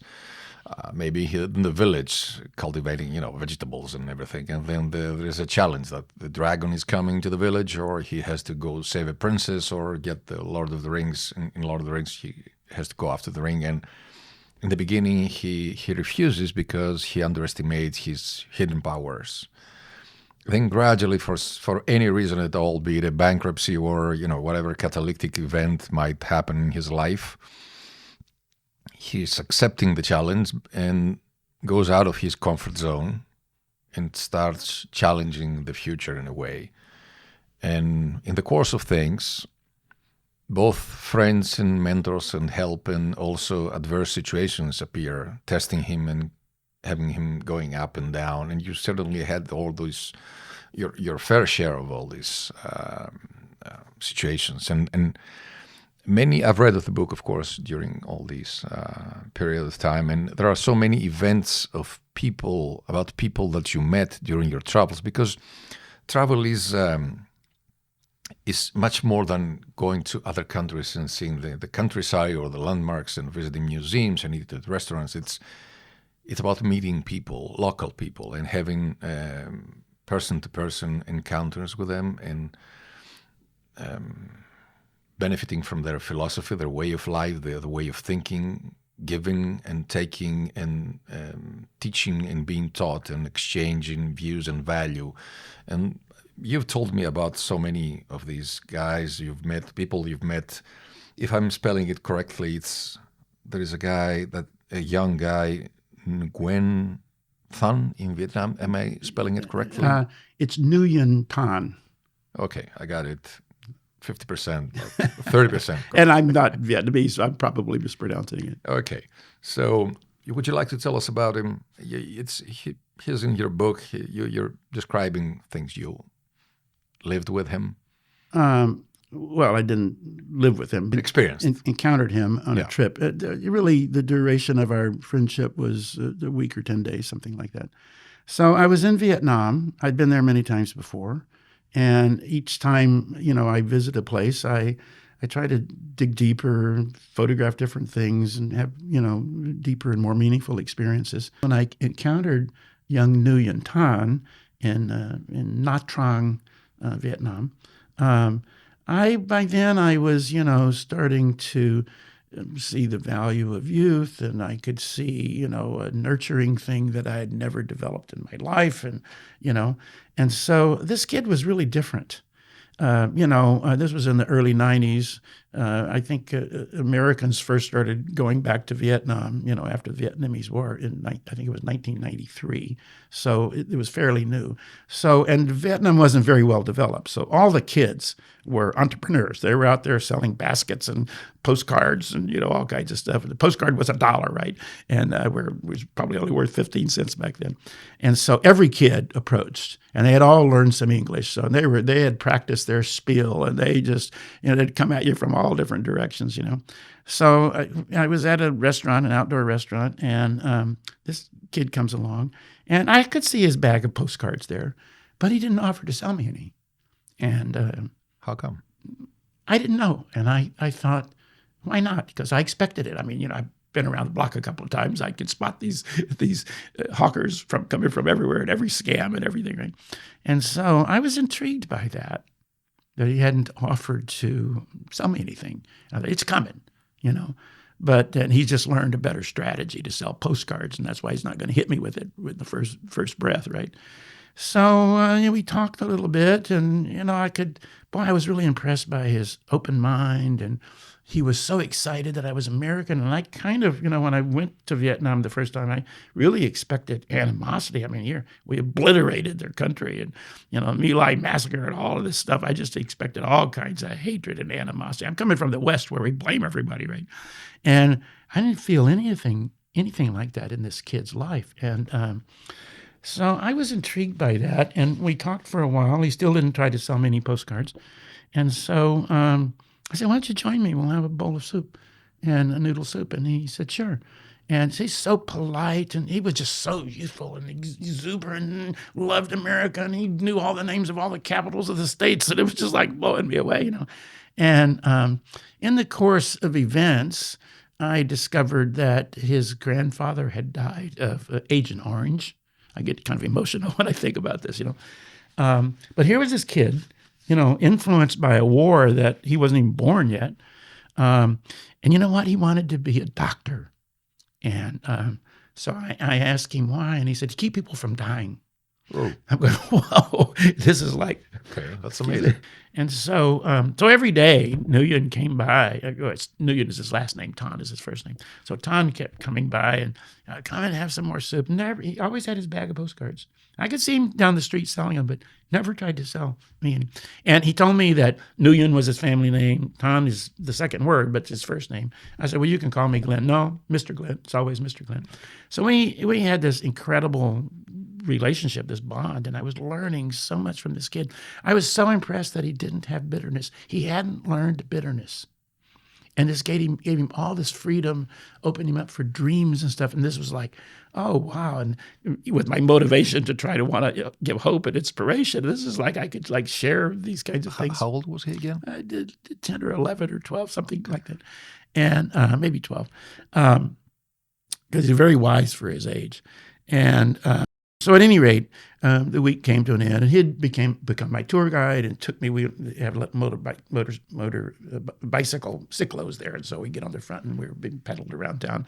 So he took me to all the sites and showed me everything. It was just so beautiful. What an amazing experience! So what do you think happened in his life? How did he or his circumstances turn the potential poison into potential medicine? Well, I think fundamentally, being a Southeast Asian country, their kind of like spiritual thinking isn't based on an eye for an eye. I think that from the standpoint of karma, I think in general, I'm making a flat statement here, but the Vietnamese, just the way I see it, is they just must have realized that it was their karma. They got bombed. And so they, rather than harbor all this blame, let's build some televisions and sell televisions to America. I mean, look at the future. You look at the future, right? Instead of harboring all this. And boy, that just is so healthy. Because as we look at wars going on currently in the world, we see this eye for an eye. You hit me, I'm going to hit you back 10 times harder. All the time. That doesn't really exist in these Buddhist-oriented countries. Like in America, you spill hot coffee on yourself at McDonald's, you can sue them for $2 million. In Vietnam, they would say, you ought to watch how you're drinking your coffee. I mean, it's like, they don't have this concept of payback and, make you pay and blame and all that kind of stuff.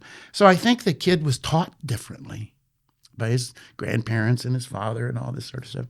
And he didn't have all this bitterness. I mean, he was so young. All he saw is entrepreneurship and people selling noodles and now TVs on the street. And he just was moving forward.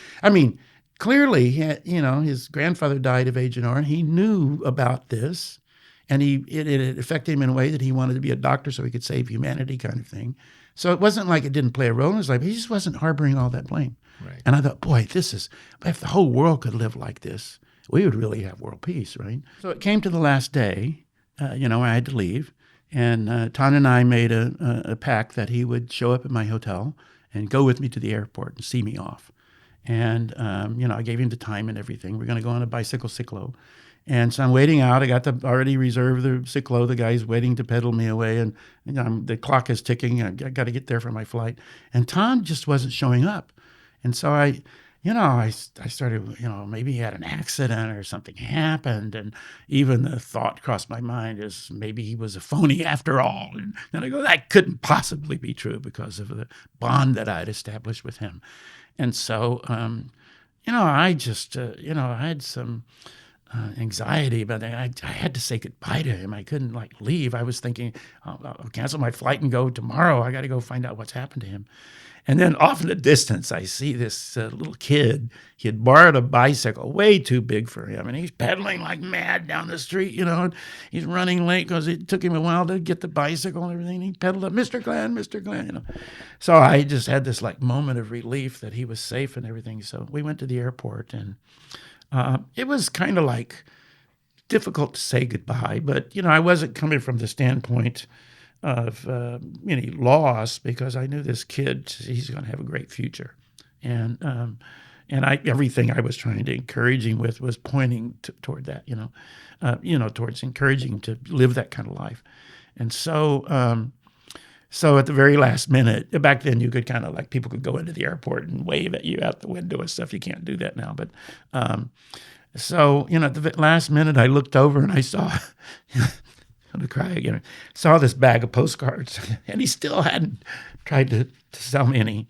And so they're $1 a piece. And so I bought 100 postcards. I had lots of money back then. And he didn't want to, he wanted to give them to me. I said, no, I'm buying them, I also bought him a little camera, because I wanted him to, maybe he can document his life, somehow, his experience. And so at any rate, it was this beautiful culmination of a bond. And I realized that I had kept myself from experiencing that so much in my life. I mean, I'd had some great connections with people, but that's what I wanted to develop. I wanted to keep pursuing that. And this is reason to keep traveling and to battle. I've had some health issues the last couple of years and stuff, to battle all these kinds of obstacles that come up, because I've got a mission and I've got something. It's not just for me. I'm sure that, I was determined that Don's going to, after I left, he's going to solidly go after his dream to become a doctor. He's probably a doctor by now, I have to go back there and search him and find out, now that I need doctors, right? But, it really, that experience, it really, really opened my life. Not, I understood this stuff intellectually, but this is a real core, human, moving, tear-jerking kind of experience, that's so real. Now it's it's tangible, actual proof of how you can feel and the impact that you can have if you put out efforts to rise from your lesser self, to magnify this greater self. You've lived mostly in Southeast Asia. That's the area you've been operating most of this time. I mean, many of the experiences of the book are happening in the East. Well, there's one with Amadou and Timbuktu that was in Africa. That was a very meaningful experience, and some others. And the first 10 years of my quest to become, develop as a travel photographer, I needed to see the world, because there are icon images around the world, that the Sydney Opera House and all this sort of stuff. So that first 10 years, I was shooting for an agency. Yeah, I was shooting for Getty Images. And by the way this works in the stock photo industry, it's been restructured quite a bit over the last 3 decades. But when I started in the early 90s, is the agency does the marketing and the policing and the organizing and the mailing out images and all of that kind of stuff, and control of model releases and stuff like that. But the photographer creates the image and incurs whatever expense is involved to create that image. And so it's a symbiotic relationship. The photographer goes, creates his image. Maybe he's a medical photographer, or portraits, or shoots dogs, or in my case, I shot travel. So I have to go finance my own travels. And so I produce the imagery, give that to the library, in this case Getty, and then they do the marketing, and it was a 50-50 split. These days, you don't get 50-50, right? So after I went to Africa and, every corner of the world, you looped the world many, many times during all this, going to these 100 or so countries. And I keep adding them too, but not as frequent as I did back then. Somehow I got really intrigued by Southeast Asia. Attracted? Intrigued? Intrigued. Okay. And I think primarily is because of their kind of like Buddhist mentality of not blaming people and taking personal responsibility. It's kind of really fit in my life. That's the way I lived my life. And I kind of didn't like going back to America where everybody was blaming everybody for everything and suing everybody. Direct opposite. Yeah. So, I got really attracted, and I got acclimated to the weather and stuff like that. And so I have just been roaming that part of the world. Well, after I finished the 90s, I've been back there. I've been to some other places, but mostly I just kind of keep going back through. It's a huge place. I must have been to India so many times, 50 times, 60 times. I can't even count it anymore. So because I just, so big and so broad, and there's so many cities and many, many languages spoken there and everything. So there's no end to how long you could even if you just wanted to see India, you could never do it in a lifetime. And there's many, many countries. The other thing is that 10 years on the road, I lost everything in a bankruptcy. So when I went on the road, I just had one suitcase and a camera bag and a laptop, right? And so by necessity, I lost everything. But you can't travel with a lot of stuff. And I didn't have any money to store anything. And plus I didn't have anything to store because I lost it all in the bankruptcy, my couches and furniture and cars and stuff. So and I needed to stay on the road. The more images I shot, the more money I'd make because the more icons I'd photograph. And another good thing is because, when you run a business, you can deduct your business expenses, your office rent and stuff like that. So with me, if I kept a house in LA, once I got to a point where I could afford it, that wouldn't be a tax deductible item. But if I stay on the road, all my hotels and my meals and, everything, laundry and everything is completely tax deductible. Plus it's an investment back into my own career. I get more images, make more money, that sort of thing. So there was an incentive to stay on the road. And the only reason I slowed down is, along the way, I got mugged in Moscow, and I had my cameras stolen in Sumatra, and I almost drowned in Puerto Vallarta, almost got trapped in an avalanche in Tibet. And just all this stuff was happening. I'm guessing it goes with the territory. Yeah. This stuff happens when you're out there every day, right? And so all my friends would say, you got to write a book, you got to write a book. And I didn't know anything about writing books. And this was before Kindle, and you could get ebooks, and none of that existed back then. So I was buying paperbacks, even used paperbacks wherever I go, I'd read them, because I had to learn how to write. And so I read like 200 paperback books, fictional books. And so my first draft of The Journey from Kamakura had 200 styles in it. It was just a terrible mess, right? When did you start traveling all this? When did you start all this roaming around the world? That started in 1990. 1990, and we met in 1993. You're right. So it's really right in the beginning of it, right? I had just started to begin to make a little bit of money then. Mm-hmm. I don't think I'd taken my first trip around the world yet. I was getting ready for that. That happened shortly thereafter. Not sure. We met in August 1993. August 2nd, yeah, right. So I got this vagabond nomad kind of lifestyle embedded into my life. It started out of necessity, but then I loved it. And I didn't have possessions and goldfish and coffee pots and TVs and mortgage payments and car payments and insurance, and none of that stuff existed. Everything I spent was all tax deductible. So why go back? I was on permanent holiday. Could life get any better than this, to have a job that you love and you're meeting all these people? And because I'd making some money there so I could eat better meals. And boy, this was like a holiday that never ended. Yeah. And I was discovering myself and meeting kids like Tan and, having all these experiences. What a rich life. I didn't want to stop. So today I'm still a vagabond after 35 years. I can surely see the appeal, because when I met you in 1993 in Santorini on the 2nd of August, I was there to shoot stock with a friend of mine. And I had a life in a little studio in Thessaloniki.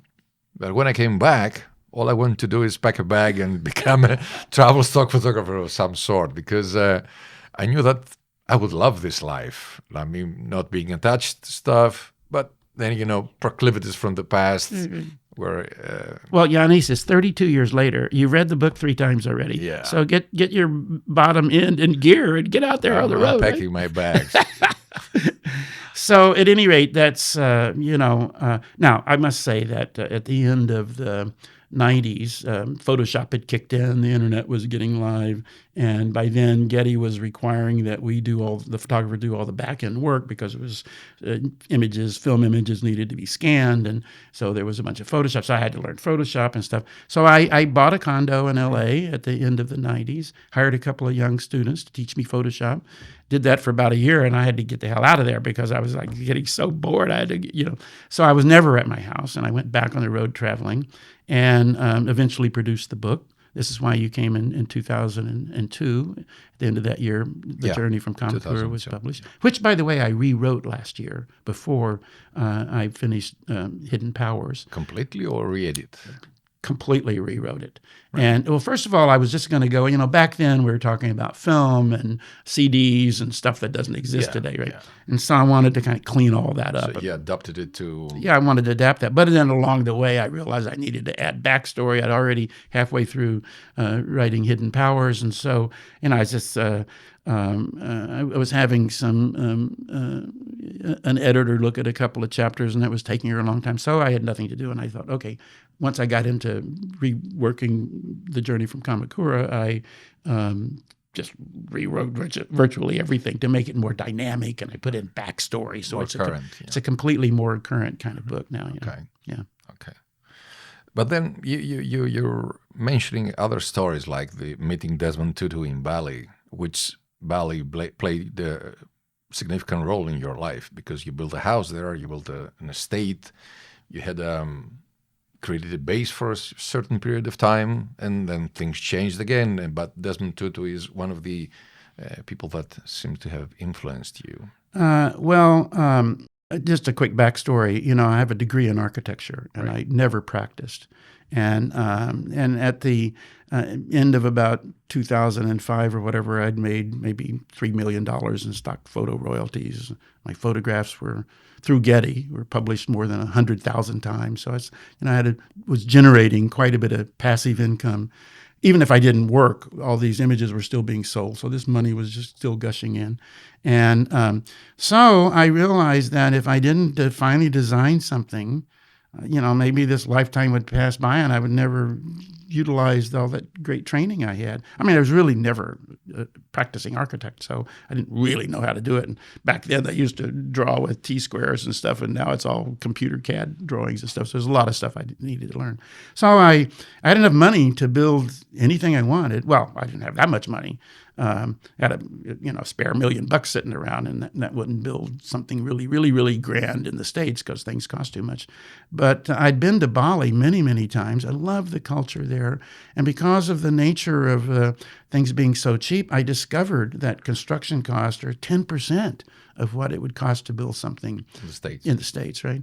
And so, I thought, okay, I'm going to take half my money. Again, not a businessman. Take half my money and build this amazing place. And I had an underlying reason. I knew a guy who owned the best catering company in Bali, and he worked with a lot of wedding planners, and they were using a lot of private, high-end villas for wedding venues. And I knew I had to have more business acumen and invest my money wiser.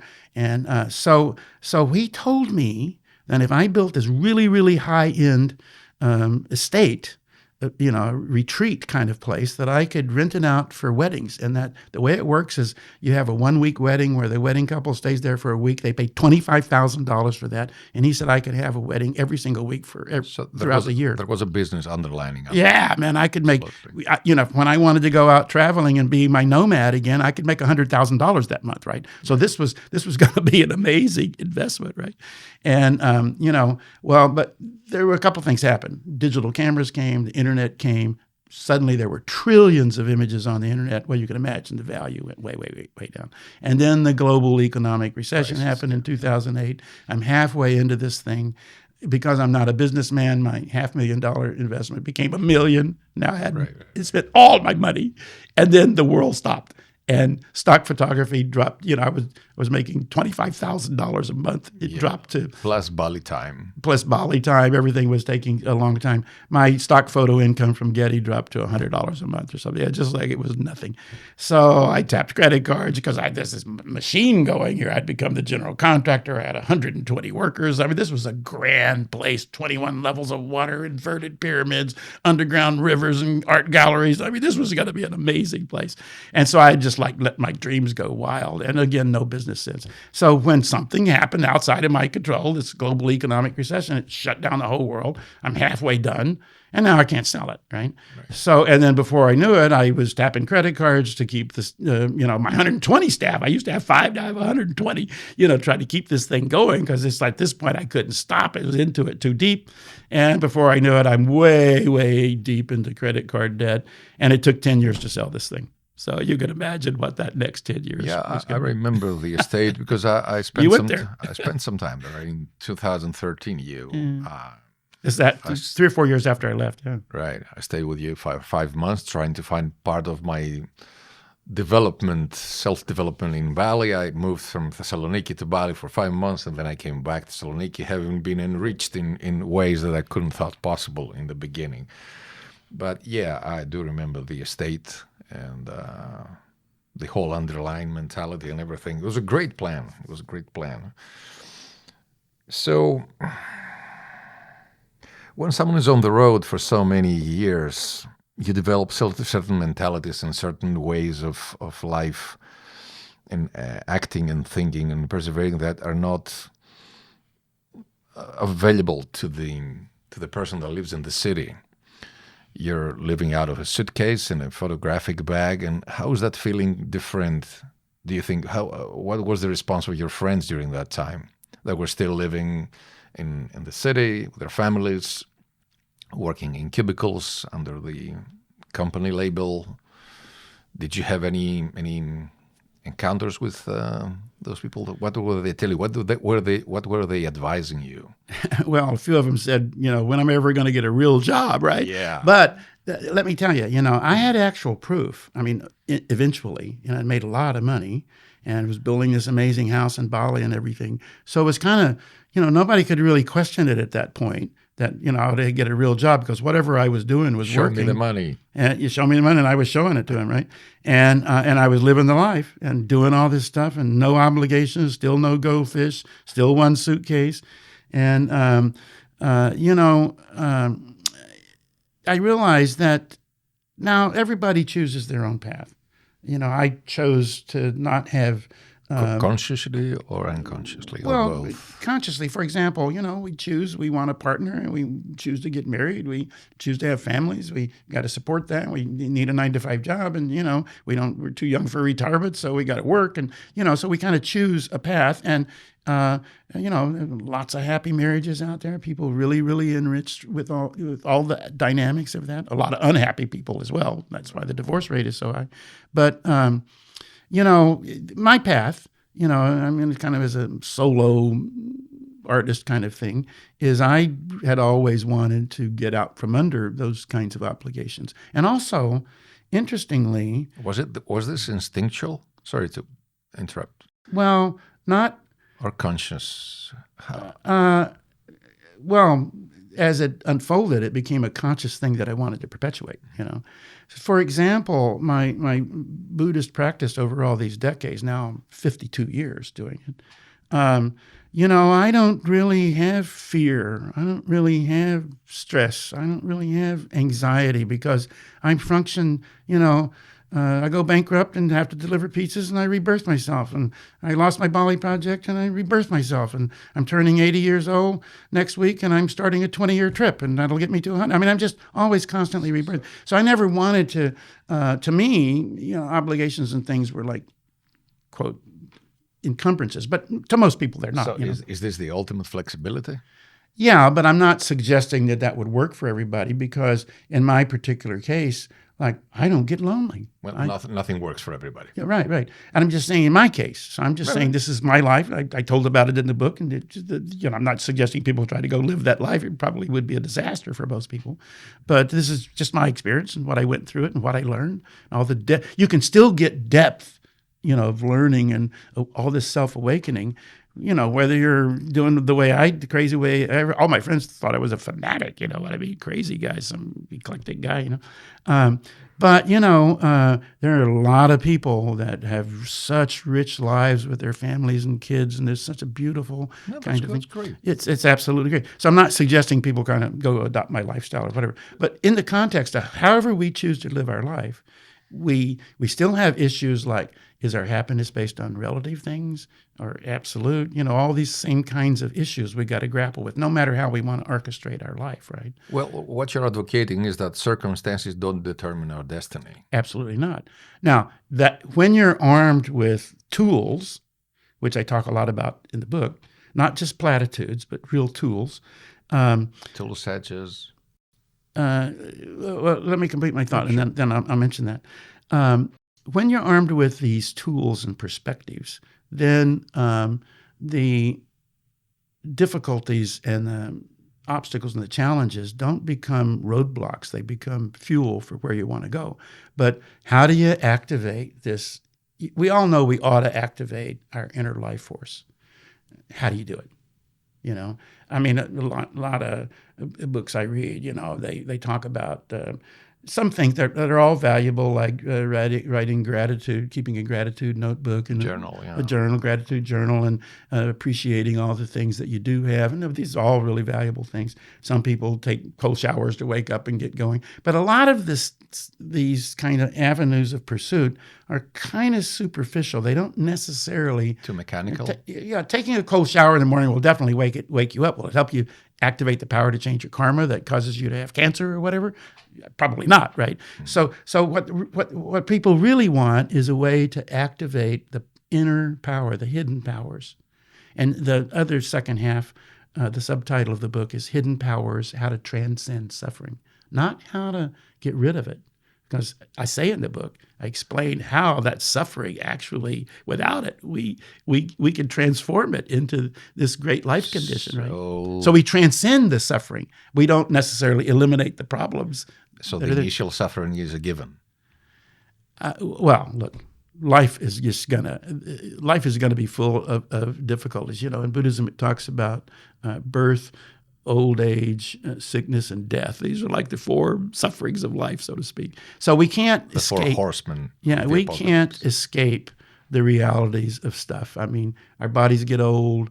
We eat all these hormones and pesticides and stuff, and no wonder we get cancer. I mean, stuff happens to us, right? So the key thing is, since this stuff's going to happen anyway, just because even if we don't realize we shouldn't have been eating all that stuff, we did somehow, and then we wind up with cancer. Now, when the cancer hits, or whatever the obstacle might be, what's our life condition? Are we go into pits of misery and suffering because our whole life has been built around this relative happiness stuff, and now it's all gone, so, we're losing our life and we're losing everything? Or have we somehow found a path to open up the doors to tapping this absolute power, this this kind of inner condition of awakening or Buddhahood, so to speak. So it's there. All we have to do is tap it. Yeah. Now, again, I must say, I didn't write this book to get everybody to be a Buddhist, but I have to talk a little bit about it in the book. Absolutely. Because it was the path I chose. Yeah, give us the framework. Right. Yeah. Okay. So, the purpose of the book is to be an avenue for people to start looking at possibilities and viewing obstacles and things different. At least we got to start with getting our mind on that path.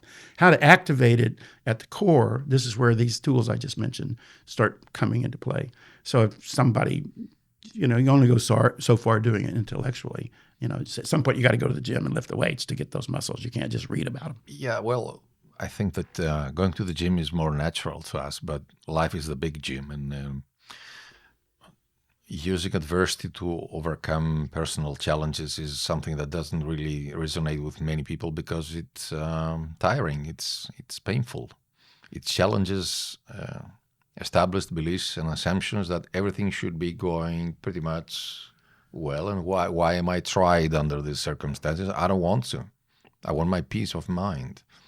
So people are not really I'm guessing that the majority of people are not really, are reluctant at least, to jump into challenges just for the sake of it in order to be enlightened or make themselves better, or, unless all these new challenges obey some already established realities, like being an athlete, going to the gym, or, reading a few books. But would someone try to challenge himself or herself too much if he or she knew that maybe in the end she might not be able to rise over the circumstances that she created herself?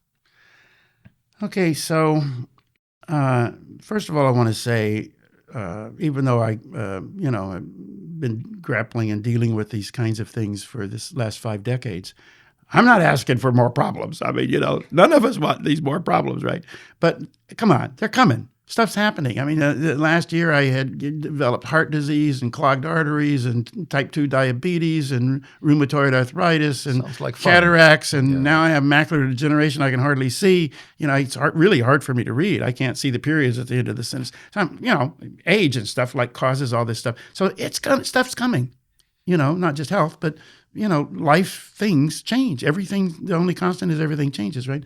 So when this change happens and it, this adversity arises, it's so crucial to have the meaning of our life not be dependent on whether there's adversity or not.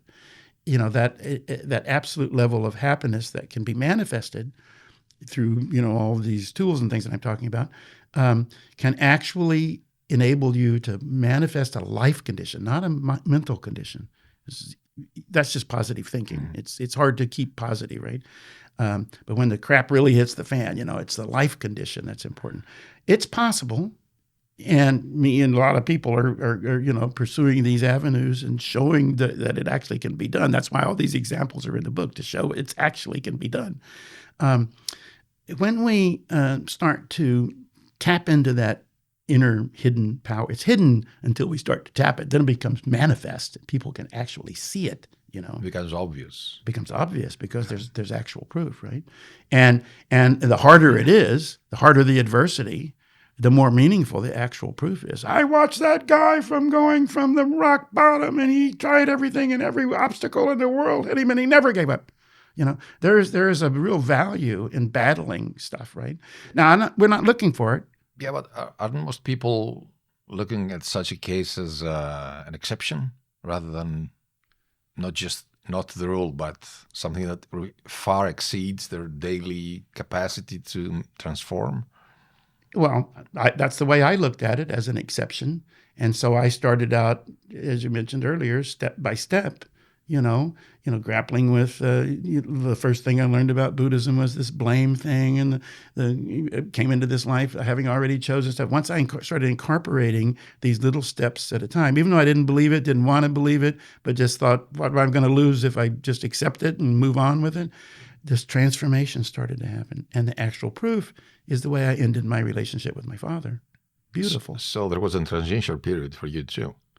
Well, we all go through this you don't just snap into enlightenment, like the light bulb. I mean, this is it's forged. It's not a switch on the wall. No, this has to be forged. The problem is that sometimes the necessary forging that's required, none of us want to go through that, because we don't want to be pounded that hard, because we don't really know how to tap those inner powers and stuff like that. Swords, a mighty sword, is created by sledgehammering it, heating it up, getting it red hot, and sledgehammering it like crazy. Diamonds are formed from millions of years of intense pressure, right. And then this beautiful diamond results from it. So this is the way nature works.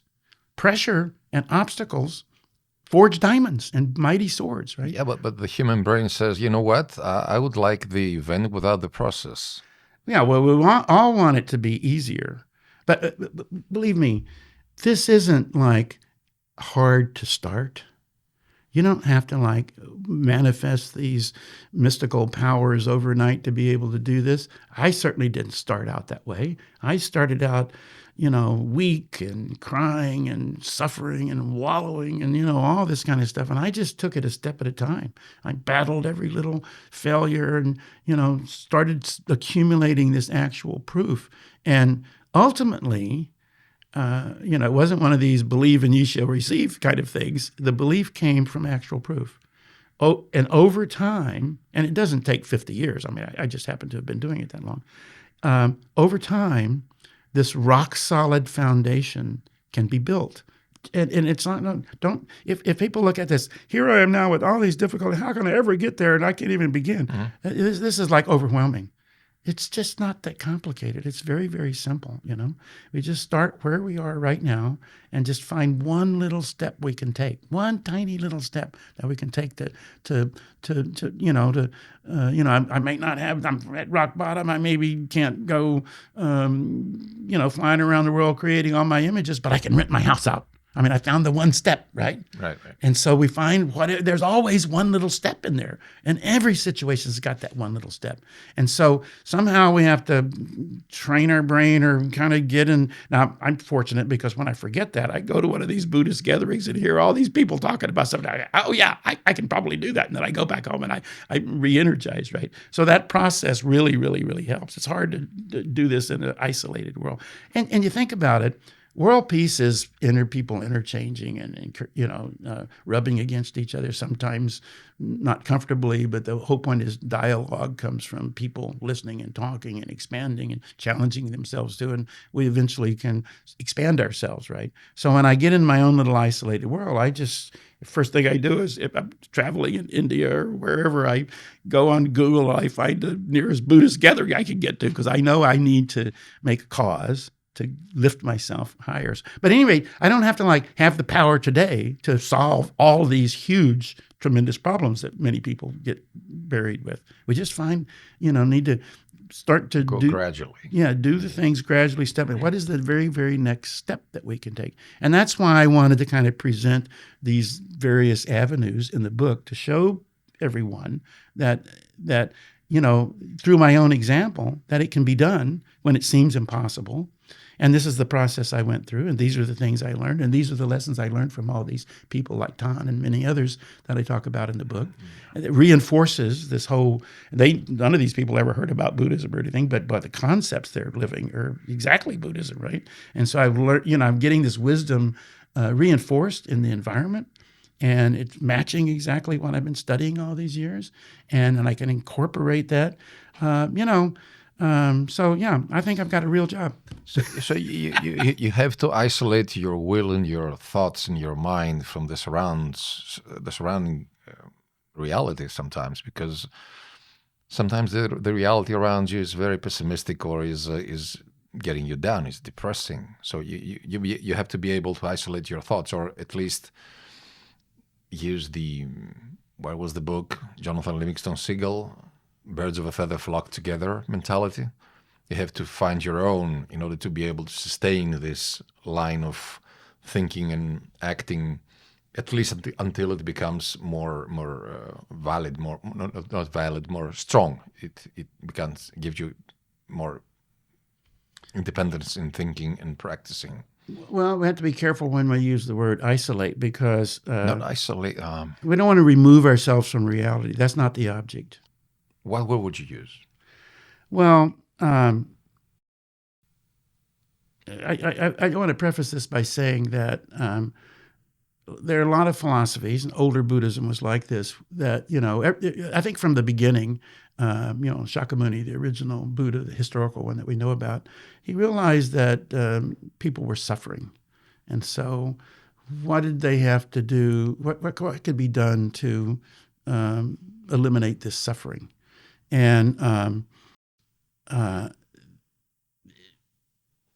that was kind of like the whole pursuit of the evolution of his thinking, is how can we elevate people so that they can not necessarily escape their suffering. So it's not a matter of isolating things out of your life. So these older forms of Buddhism started thinking that, well, you suffer because you have this earthly desire, You want a new car, you want this husband or wife, or you want something, and you can't have it because you don't have the facility to acquire it, and so you suffer. So early forms of Buddhism and a lot of other philosophies said, okay, get rid of the desire, and you get rid of the suffering. Right. But that's not real. When you're cold, you're cold. When you're hot, you're hot. When you're hungry, you're hungry. You can't get rid of earthly desire. It goes against your nature. It goes against the natural flow of the universe. It's all built on desire, right?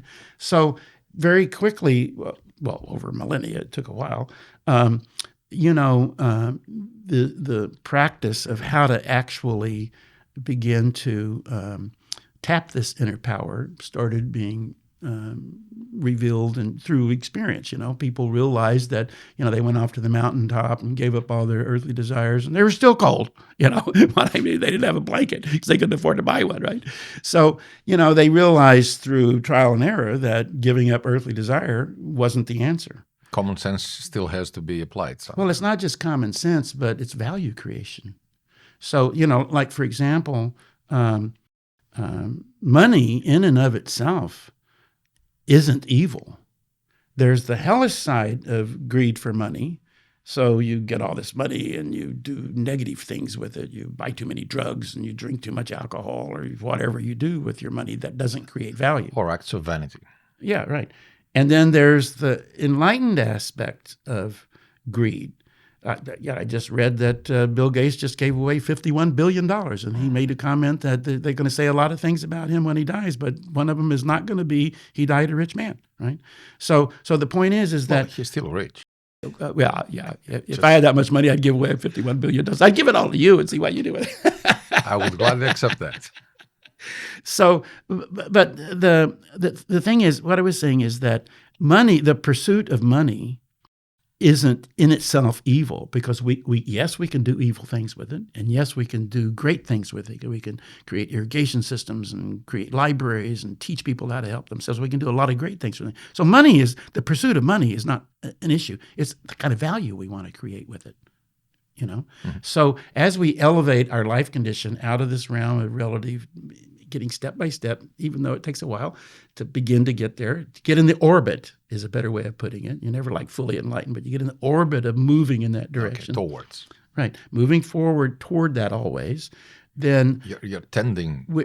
Then our value creation capacity starts leaning toward, everything's cause and effect, starts leaning towards these loftier causes.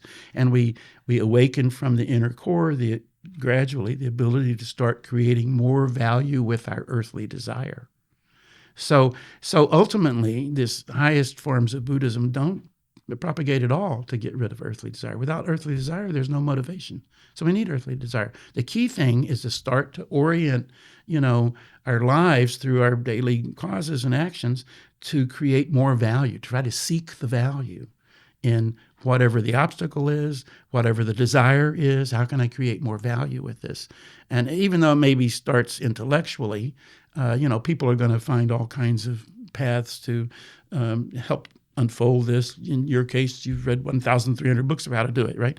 And a lot of people, maybe they just self-contemplate or join meditation groups or whatever. I mean, the point is every little step of beginning to open our mind toward trying to appeal to the greater self rather than the lesser self is going to help us activate power to create more value, and we don't have to give up the desire, I still haven't told you about the school bus, but I wanted to tell one little example. There was this lady that I knew 30 years ago or whatever. She had just started her Buddhist practice, and she worked as a bank teller. And she absolutely had, I remember the story, just this terrible boss. He was arrogant and he had no compassion or empathy, and everybody hated him. His life condition was so bad that even the customers hated him, and then the customers were irritable. Everybody coming to the bank, they're already angry, give me some money. I mean, it's like, change this money for me. Give me it's just like the negativity of the leader was spreading. Just manifested everywhere, right? And so here's this lady she just heard about this mantra, heard all these great stories about the higher life. It all sounded so great to her. And so So, but she wanted to quit and she wanted to leave, right? Somehow she, through all this stuff that she was learning, she decided to, despite the obstacles, she was going to elevate herself rather than to let that stuff determine her destiny. Elevate herself or influence the guy? Well, she wasn't thinking too much about influencing him. She was wanting to elevate herself so that she wasn't suffering so much from it. She wanted a higher life condition. Protect herself. So that when he would throw all that bad stuff out, she wanted to try harder and to not be influenced, not be pulled down into that hole. So she basically self-reflected and started approaching developing her own life. Was she Buddhist? She had just been introduced to it, and so she had learned about this, and so she thought, okay, I can't do anything about him, because he's who he is and has got his own karma. I mean, she started thinking these kind of ways, but the only thing I'm in control of is me. Right. And I can, even though, he lays all this crap out and I'm feeling miserable, I mean, whether I run with that misery or battle it, it's up to me. It's up to me. So from that standpoint, that was all her Buddhist practice oriented towards trying to develop herself, right? Personal responsibility at best. Ultimately, she became the bank manager, and the whole scene completely changed, and all the customers became happy, and people started coming in with smiles on their faces. It just revolutionized everything. So one person can change and influence everything. Wow. It's amazing. Okay. Now I got to tell you about the school bus. So earlier, I knew it would get segued into stuff, but I love this little story. That's all right. So I was talking about this mystic law, and I defined the mystic law in the very, very last chapter. And please don't go to the last chapter and read it first, right? Work your way there. But I got to tell what this mystic law is, because people are going to be left hanging, right? So, but again, many people are not going to want this path, but they'd still. Actually, the mystic law is something you already told me about the first day we met, Right. which was the 2nd of August 1993 in Santorini. Right. Within the few first minutes or so. I mean, it was. I got to tell you, in the beginning, I thought, what's that? What's up with this guy? I mean, it was interesting, but it was very different from what I wanted to do and talk at the moment. All I wanted to do was talk photography. Right. But yeah. Well, I probably didn't, we keep developing our wisdom, so I probably jumped right into it. I should have probably started talking about photography first, but I was talking about when I told you to remind me about how this universe has this universal rhythm just pulsing, that our bodies function in the same rhythm, just like the stars floating around the suns and stuff like that. And so after COVID, I'd been house sitting for a friend, another photographer friend, and we decided to use his RV and to go photograph cactus at the Stovepipe Cactus National Park in Arizona, which was many hours drive from California, and then we wanted to shoot star trails, around some stovepipe cactus. Well, this takes several hours to make all these exposures, and you have to do it after it's completely dark because it's a long time exposure. You can't have any ambient light. You can't light pollution. Yeah. You can't be light pollution. You can't be near cities. You got to wait a couple hours after sunset, so it's completely black. And then it takes 4 hours to make the exposure. So during this 4 hours, I had nothing to do, and we picked a totally clear night, and I'm telling you, I have never seen the billions and billions. I've never seen it like that. I mean, it was just unbelievable how many stars were up there, and I was just sitting there thinking, I'm part of this.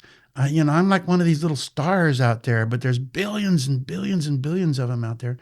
And so I, thought, I got to get my mantra going here, man, because this is the vibration that tunes into all of that. So I'm sitting there doing my mantra, just getting this resonant voice going, and I'm sending my voice, I visualize, to the edge of the universe, where there's no edge, of course, but just forever to beyond infinity. I mean, this is I just felt unbelievable, the connection that I had with the universe. I mean, it was a tangible, real kind of feeling. It was alive and sounds kind of a little bit woo-woo and, metaphysical and stuff. But I mean, I've been doing this for 50 years at the time. So it's it was very real to me. Well, not really. I mean, Christians pray to their God all the time, even when walking or cursing their God, depending on the circumstances. But the difference here is normally I'm in my room, doing my little chant, in a blank wall kind of thing, and I'm not actually seeing the stars to the edge of the universe, right? And so I'm sitting there for Completely 4 hours and just seeing no end to it. I mean, this was like mind-boggling. I'd never done my Buddhist mantra under these kind of conditions. And this was like, I went, wow, I got to come out here more often, man. Remind me, my role in all of this on a grand scale. So back to the school bus. So needless to say, I was connected. I was totally fused in with the rhythm after 4 hours of doing this, because I had to sit there anyway. So I'm going to create value. So, it's too dark to read because I couldn't turn any lights on, but I could do my chant, right? So, I just, 4 hours, I was like, I was in some kind of like other world. I mean, I was really out there in the universe. I mean, it sounds kind of too crazy, but I mean, the point is I was really fused with the pulse of the way the universe worked. And so anyway, back to the school bus. So in the late 80s, just prior to my bankruptcy, when I had these 5 employees, one of the guys that worked for me, one of my photo assistants, was really amazing. And he really got, learned everything. And I could really see him as, that would take over my architectural photography business. So I could go I had a dream already to travel, but I was going to use the money from the architectural photography business, hand it over to him, let him keep making the money. I'd get the half the profits or whatever, and I could go traveling the world with it, right? And so that was kind of my plan. And then the bankruptcy happened, and I had to let him go and all that kind of stuff. So he went on his own way, became an architectural photographer in Seattle, and, did his whole life, got married, had kids, all this kind of stuff. And so then, decades later, Facebook came around, and somehow we reconnected. And so by then he'd gotten divorced and, all this stuff, had a new girlfriend. And so he wanted to rebirth himself. He wasn't a Buddhist. He wanted to rebirth himself and start all over. And so they dreamed up taking an old yellow school bus and making an amazing RV out of the thing. And this is like a big school bus, right? And you can't leave it painted yellow because in the States, when you see a yellow school bus stop, all the traffic has to stop and let the kids go out. Right, you can't look like a school bus. So they painted it blue, but with yellow sunflowers on it. So it's like, this is amazing. And they did all handcrafted, hand 60s. Unbelievable. Yeah, kind of like that, And so, and he had become a fine art photographer, and he made his money by going to these art fairs, a different week in a different city, set up his little tent and sell, hang his artwork, his photographs and sell them. And that's the way they made their money. And so he was like traveling around the country constantly in this thing. And so, sounds good to me. Yeah, again, a dream life, right? I mean, this sounds fantastic to me. I mean, he only got 7 miles to the gallon, so it was costing a fortune. He had it's a big diesel-eating machine, It's just hard to move a big bus like that around. But so it had its challenges. He had to sell a lot of art. But I just, think, well, it would really be great if I could meet this guy again and our paths would cross, but it's impossible. I'm never in the States. I'm always now mostly hanging out in India and stuff like that. And so it's like just something I thought about, but, never really thought I'd actively engage it, because he was never in LA. He's just on the road all the time and never knew where he was going to park this thing. And so at any rate, the next morning after having this 4-hour engagement with the universe, totally fused, completely fused. And you went to sleep that night after we finished the shot. We got up the next morning. My friend doesn't do Buddhism, but so while he was eager to get back on the road, and so I said, I'm going to go out to the back and do my morning chant, and fine, no problem. So I'm back there just chanting away, doing my Buddhist engagement, and totally coming from this perspective of fused with the universe, man. I mean, I feel like I could tackle anything and accomplish anything, and everything was going to work, and so just feeling amazing. From 4 hours will get you there, And so, and then all of a sudden my brain is like going 1,000,000 miles an hour with all the thoughts because it triggers wisdom and thoughts and energy and how to rebirth. I'm thinking of all these, I'm an old guy, but I'm thinking of all these amazing things I was going to go do. And I just was coming up as I was sitting in the back of his RV chanting away, it's like all these ideas were coming. And so at a certain point I thought, okay, I had enough. I did 4 hours last night, 30 minutes is enough now. And so I had to tell him about all this stuff. And so I climbed back up and got in the front next to him, and I'm talking and I'm telling him about it. And I'm facing him, not looking out my side window. I'm looking at him talking about all this stuff. And for some reason, I kind of flicked my head over. Lo and behold, I saw a blue school bus with yellow sunflowers painted all over it. And I'm going, that's my friend. I have connected with him. I'm so fused with the universe. I mean, I'm like in my own little world at that point, but completely convinced. And so I said, stop. My friend's going, what's going on, right? And I pulled up. My friend with the school bus and his girlfriend, they couldn't believe I just materialized out of nowhere. Now, what's the odds of this happening? Now, people say there's always coincidence and stuff. But synchronicities. From my standpoint, after all of this time and after having experimented tens of thousands and thousands of times, I don't have any doubt at all that my connection with this vibration and energy is real and it manifests. And so this gives me incredible confidence. This is why I really kind of function from no fear and worry. Whatever the obstacle. I mean, 2 years ago, I was diagnosed with heart disease. And I needed 4 stents, or I was about to have a heart attack. I couldn't go up 2 steps without having severe angina, heart pains, and the blood test showed I had type 2 diabetes. I'm sitting there. I was in Bangkok, and I thought I better go do this before I die of a heart attack. I didn't know what was going on, and I was scheduled to fly to India 3 days later. And so they did all the tests and everything. The doctor says, you need stents immediately. You should have a heart attack any time. And my friend that I'd house set for with his cactus shooting thing, he's a clinical medical analyst, and he knows lots about heart disease and stuff like that. So he says, before you do all this invasive surgery, because I don't live in the States, I don't have Medicare insurance. So this was going to cost a lot of money and invasive. And I didn't like all that. And he said, why don't you get guidance from your doctor, your cardiologist, as if there's some things you could do metabolically to treat this, like become a vegan or, take medication or, exercise more, sleep better. I mean, all the kind of things that you can. So I liked this. He gave me a book, Dr. Dean Ornish, and how to change chronic diseases, by changing your lifestyle kind of thing. Undo it. Yeah. What? What's the name Undo of it. How most chronic diseases can be altered or something like that by Dr. Dean Ornish. It was great. So my friend recommended, I read it, and half the book was about establishing, your daily life rhythms of eating differently and exercising more and sleeping better and stuff.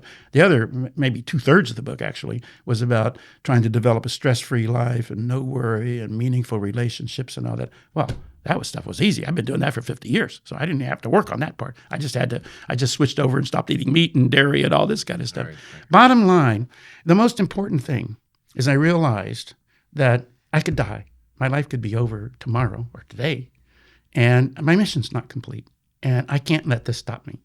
So at that point, because of my wealth of experience with this, I thought, I've got to strengthen my vow. I've got to begin new. I got to rebirth myself from now and really go out and do this. I thought I started this 30 years ago after pizzas. No, it's all fresh, new obstacles, new challenges. And that from that life condition, so powerful with such a grand dream, inspiring and living, trying to bring out this higher self, this, more value creative self, that I was going to use that life force to help me overcome these issues. Because, clearly if my life force is strong, it's certainly not going to hurt. And I know how to activate it. So that's the first thing I did. So, I went to the doctor and said, I'm not going to have these stents right now. And I'm getting on the plane and I'm going to India. Can I fly? She said, well, be careful, So I went. Well, a year later, it was all gone. Now it's 2 years later, last week when I left Bangkok to come here, I went to see this cardiologist. And by then I've had I had a rheumatologist because issues came up, and I had an ophthalmologist because of my macular degeneration. Lots of other crap started happening in my life. But I had blood tests with all 3 doctors and all the checkups and everything. I'm completely back to normal. All my blood counts are normal. It's gone. My arteries are now. I joined a gym because I was doing a bunch of stuff in Bangkok for a few months. I was running 2 hours a day on the elliptical machines. I take steps 2 at a time. It's like no heart pain, nothing whatsoever. It's gone. So yes, I became the vegan, and I still eat fish, but I got rid of the dairy and all the yogurt and all this stuff that was building that cholesterol buildup. And so I did what the doctor said. I took the blood thinner. I, took the cholesterol reducing thing. I took the lowering the blood sugar medication. I did all that stuff. But the most important thing is I strengthened my life condition, and I strengthened my vow that I got to live. And this is why I'm making this 20-year trip plan that starts, I figure 80 is a nice round figure. This all started 2 years ago, but now like 80 is a nice round number. I'm starting a 20-year trip. That'll get me to 100, right? When's your birthday again? August 21st. August 21st. So the point is this life force and this motivation all comes from my determination that I got to live, I got to create value with my life. Even though I got a long ways to go and more development, I'm still grappling with ego. And, these things are like, they'll come back if you stop going to the gym. All those lack of strength it'll dissipate, right? So at any rate, what gives me this vitality, and I could say, my Buddhist practice gives it to me or whatever, but fundamentally, it's more than that. It's, somehow I've used all of those tools that I've encountered, and I've strengthened a vow that focuses it to loftier goals. And I got to live. I got to overcome this stuff. I got to have actual proof. And I have the actual proof, health-wise. I never had health issues in my whole life. I get a cold once every 20 years. So this is all brand new territory for me. So you enhance your whys? Enhance? Your whys.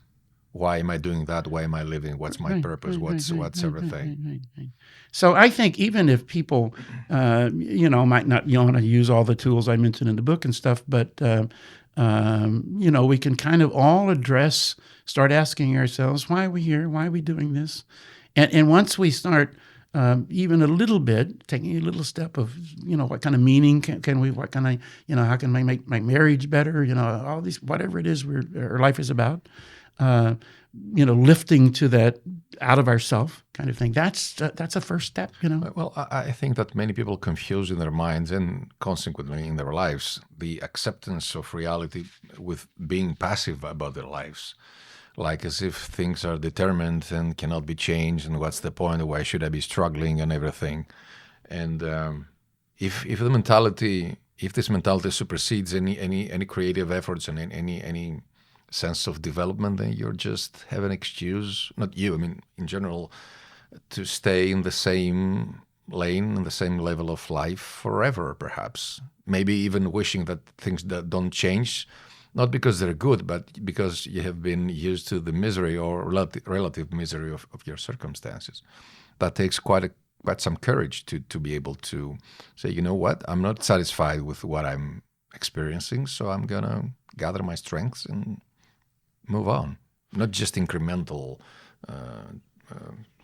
progress, but I really want to change stuff. Mm-hmm. I know that I will have to take one step at a time, but I'm prepared to go the distance.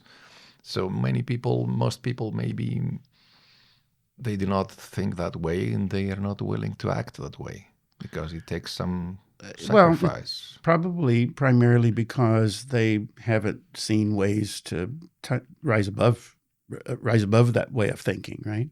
And actually, anybody listening to this podcast, me, a cause must have been made. You didn't just show up here, but randomly, right? So what I'm getting at is, if you showed up here and you're listening to this conversation, that shows a seeking mind.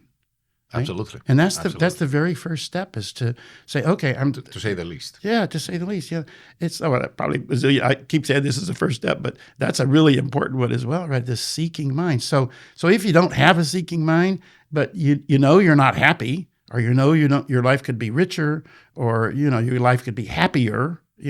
Maybe you're not miserable. Everybody's at some point in that spectrum. Some people are really, really, really happy, but can you say that there's no better way no more things you can do to enrich your life more? There's always some growth and development. Otherwise, we stagnate and we get old. Or maybe you don't believe that this is possible for you. Maybe you think that everything might be possible for other guys, which are more, I don't know, advanced, lucky, whatever, than you, but... Even if somebody's feeling like that, you're here listening to this, that's showing a seeking mind. So, then battle that. Don't let your seeking mind go back to sleep. Say, okay, well, I'm going to check it out. I'm going to start to try to incorporate this, or, some kind of, what is the first step you can move toward forward with this, And your story is going to be completely different from mine. You got a totally different set of circumstances. Yeah, what I'm saying is that this famous, sentence quote that says you gotta face your deepest fears may scare people. They're not ready to go to the deepest fear. They need to face their lightest fears first and then go progressively. Going against my deepest fear might be one of the most uncomfortable sensations that I will ever be able to experience. Okay, so too deep. Very interestingly, if we tune into this universal rhythm, what I've experienced is that no obstacle, since I started trying to tune into it, no obstacle has ever hit me that I couldn't overcome. So the really, really bad ones, over the course of 52 years, there have been obstacles that have been far, far worse than the ones I was encountering 50 years ago. But, through the steady seeking mind, trying to expand that seeking mind, my life condition also magnified. So I gained strength along the way. I built this fortitude. There's no end to this, so it's like I can't say right. all the fortitude I need. But ongoing. Whatever I've got, I've built it through battling the little things, right? Because this mantra puts you in this universal rhythm to find school buses or whatever it is, it also puts you in a rhythm that the really bad stuff, if any's coming your way, won't hit until you're ready to handle it. So my big stuff didn't hit in the beginning because I would have just died. I would have just probably jumped off a cliff or really let myself die in one of those accidents, right? So I just took it a step at a time. I built up the strength and the fortitude. I had karma. It was on its way, but it didn't come until I was strong enough to battle it. And at that point, when really heavy stuff would hit, I had this foundation, and I actually used that to even strengthen. So is the universe watching over you somehow? Well, don't think of it as this omnipotent being that's kind of orchestrating everything, right? Yeah. If you want to think it that way, that's fine. I don't want to challenge anybody's. It's too anthropomorphic, but yeah, I'm just saying. Religion in any kind of way. But there, if anybody's wondering, if you now, I'm talking about the loftier forms of Buddhism that elevated over centuries, millennia, not the earlier ones where they're, actually thinking the powers outside of themselves. But as we start to elevate this kind of like perspective in our life, then there's kind of an aspect that develops that activates kind of security in our life. And this is why things like fear and worry about the future, like I'm not really, because of my crash in Bali and because I was already almost 70, it's like I'm not particularly wanting to go start like a 20-year-old and start up a new career or whatever. I want to go pursue my art. Well, we all know it's hard to sell art. It's hard to sell books. It's just hard to get results from social media promotion and all this kind of stuff. That is very fulfilling. Yeah. But the thing is, I don't have any worry. I just don't have any worry. It's just not there. Stuff's going to happen, and I'm going to grow from it. I've already know. I've seen so much proof from it. And whatever I've got to go through because I made the causes to experience it, well, I'll just deal with it because I already know it's not going to come because I'm in this, I'm tuning into this rhythm. It's not going to come at a point where I can't handle it, It's just, I may indeed have to handle heavier stuff than I've handled so far, but I'm getting stronger month by month and year by year. And so, I made the causes for whatever's on its way. It's just an effect. And so, and it's there for me to manifest my ultimate enlightenment, and more importantly, to try to inspire other people to do the same thing, whatever their circumstances are, So, as I've forged this new perspective about why I'm really on this earth, and I'm not going to go out and proselytize and save the world. It's just one person at a time. Whoever I meet, I can somehow leave them feeling better than when I met them, and it's just one person at a time, So it's not like this grand task that we got to go assume, or it's just, you're out there meeting people anyway, right? So just, we can either be nasty to them, or we can, somehow lift them up, and we go to this supermarket checkout thing, and the clerk is being hassled and had 1 million people being nasty to her and everything. You can just, it's your choice whether you say one little thing that kind of empathizes, So you need to be conscious in every second of your life, pretty much. Well, I don't think anybody can really be conscious every second of their life. But the closest approximation. Well, we need to get in the orbit. So some days we're not going to do it. We're going to fail at it, and we're not very good at it. We're going to learn some harsh lessons, because we failed at it. But we're in the orbit of trying to improve. And that being in that orbit is how enlightenment, or this full manifestation of absolute happiness, can ultimately unfold. Not that you're got to be capable of doing it from day one, because none of us are. No, not day one. It's an evolution. It's an evolving process, I'm sure. But I'm just saying that it starts with a decision, and then you take it from there, and you're building it one step at a time, I'm guessing. As in with everything. I remember my first photographs were not good. My first writings were not good. Even when I started using a bicycle when I was a kid, I fell and skinned my knees. I mean, it's an evolution in just about everything. Your empathy evolves. Your understanding of other people's issues evolves. Everything evolves. Otherwise, we would have been born like as final products, quote unquote, instead of evolving pieces of mindset and thinking. This book has so many personal stories in them. Are there any ones that are in your favorite, or your? I'm sure you had hundreds of encounters all over the years, all over the place, all over the world. Are there any ones that you would like to mention, like an honorable mention? Well, there's a short one, kind of short. So if I think about, of course I've had, because I'm traveling so much, I meet lots of people, and not every encounter is like full of wisdom and great lessons to learn and everything, but there have been many, and a few of them I talk about in the book. But if I think of like what was a pivotal encounter that literally shifted everything, that would start to point me toward this orbit of, living a richer life and a more full life, one that's not determined by my external circumstances, where my happiness wasn't determined by however bad things might get, and to start to shift towards forging a stronger life condition that would ultimately, over time, give me the power to grapple with whatever might be coming my way. And so I must say, going back to the falling asleep at the wheel kind of thing. Mm-hmm. So when I was 27, my first falling asleep was at 18, so it was about a decade later. And in that decade, I probably fell asleep 15 or 20 times, drove off the road into the gravel, but somehow woke up before. 15 times? Yeah, at least. But somehow, and I give 2 or 3 of those examples in the book that lead up to the big crashes.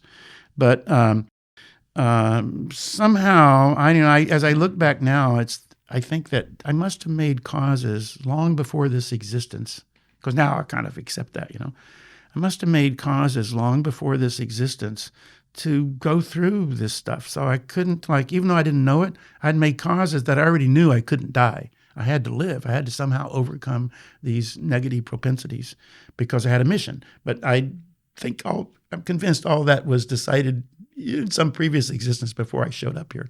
And that's why I didn't die quicker. That's why I didn't die from some of those earlier traumatic things. Okay. But at any rate, I tried to become this architectural photographer back then, and I just had no training as a photographer, and my luck was really bad. And because my life condition was so low, I had like a very negative aura because I didn't have a decent portfolio. When I would line up an interview, people just didn't trust me. They just I can't give this guy a job. He'd be a disaster. Everything will go wrong. I'm sure they might not have had those exact words, but my negativity just wasn't moving my life forward. And I didn't know how to change this. My upbringing, religion wasn't helping me, and being an atheist hadn't helped me. It just I didn't have any way to go. I didn't know how to start to grapple with this. But I was trying hard. And so finally I landed a $1,000 gig, which was a lot of money in the mid-'70s, and to photograph bank interiors all night long for an awards competition. So it was a tight deadline. And I did the job, and I was young then, so I could work all night, and dropped the film off at the lab the next day, and later, tried to grab a couple hours sleep. I was living in my van again. And, later I checked with the lab and discovered the worst news I could ever discover, and that is that one of the staff had gone into the dark room and turned the lights on and destroyed all my film.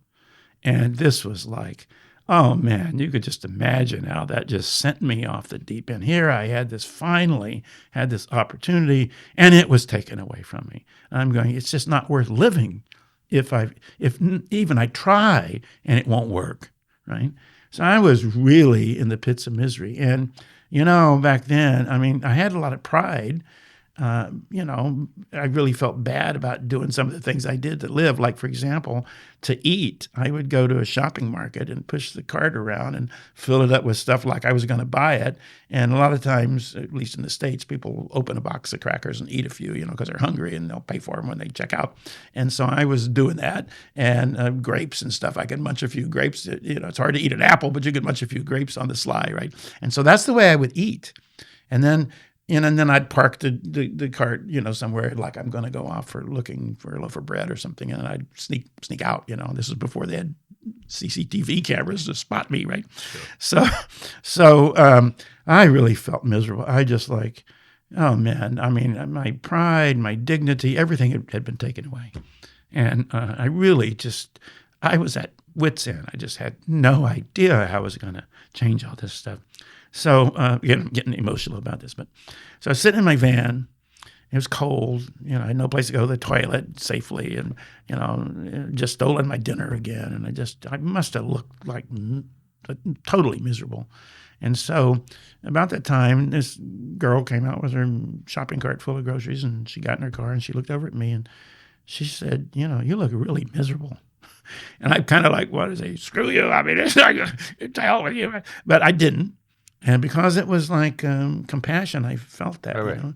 And so, she was just right there putting the groceries in. And so she started talking to me. And at any rate, after 10 or 15 minutes, she actually was a Buddhist practitioner. And she started telling me about this mystic law. And that if I tapped into this innate wisdom, these hidden powers that I write about, that I could change whatever it was that had me so distraught. And I don't know, it's like I'm the country bumpkin. I don't do this kind of stuff. I don't do New Age stuff. I just wasn't open to that. I wasn't brought up like that. I just couldn't do this kind of stuff. But, at that point, I was really at the rockiest of bottoms, right? And she was so kind and so, reaching out her life, and connecting with mine. And there was a response to that, So she taught me how to do it, taught me how to recite this mantra. And just one time, and I don't know, I couldn't define it, but something felt different, right? And so anyway, I started doing it. Boy, I'm telling you, the next year was really hard. I was still living in my van, but I was getting encouraged. I'd come to the gatherings and so miserable and everything. Before I'd left, I felt great. And the next morning, I'd feel miserable again, right? So it was like really hard to battle and grapple with this. But over time, I was little by little starting to get into this orbit of starting some kind of way of viewing obstacles as opportunities, things that just didn't make sense to me. But I started trying to do it, and if I couldn't do it, I'd do more of my mantra to kind of build up the life condition to do it and everything. So at any rate, about a year into the practice, this Buddhist practice, I had my first really severe car accident. And I fell asleep on the Santa Monica Freeway in Los Angeles, and I was going at least the speed limit, 70 miles an hour.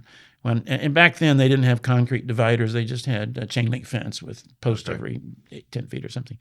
When I woke up, I had plowed down 17 of these fence posts. That's like 170 feet. I don't know how many meters that is. But and my car, there was a cable running down the middle. My van was straddling that cable. It almost jumped it into oncoming traffic. And I realized that, and this was I'd never crashed a car, and this was like really bad.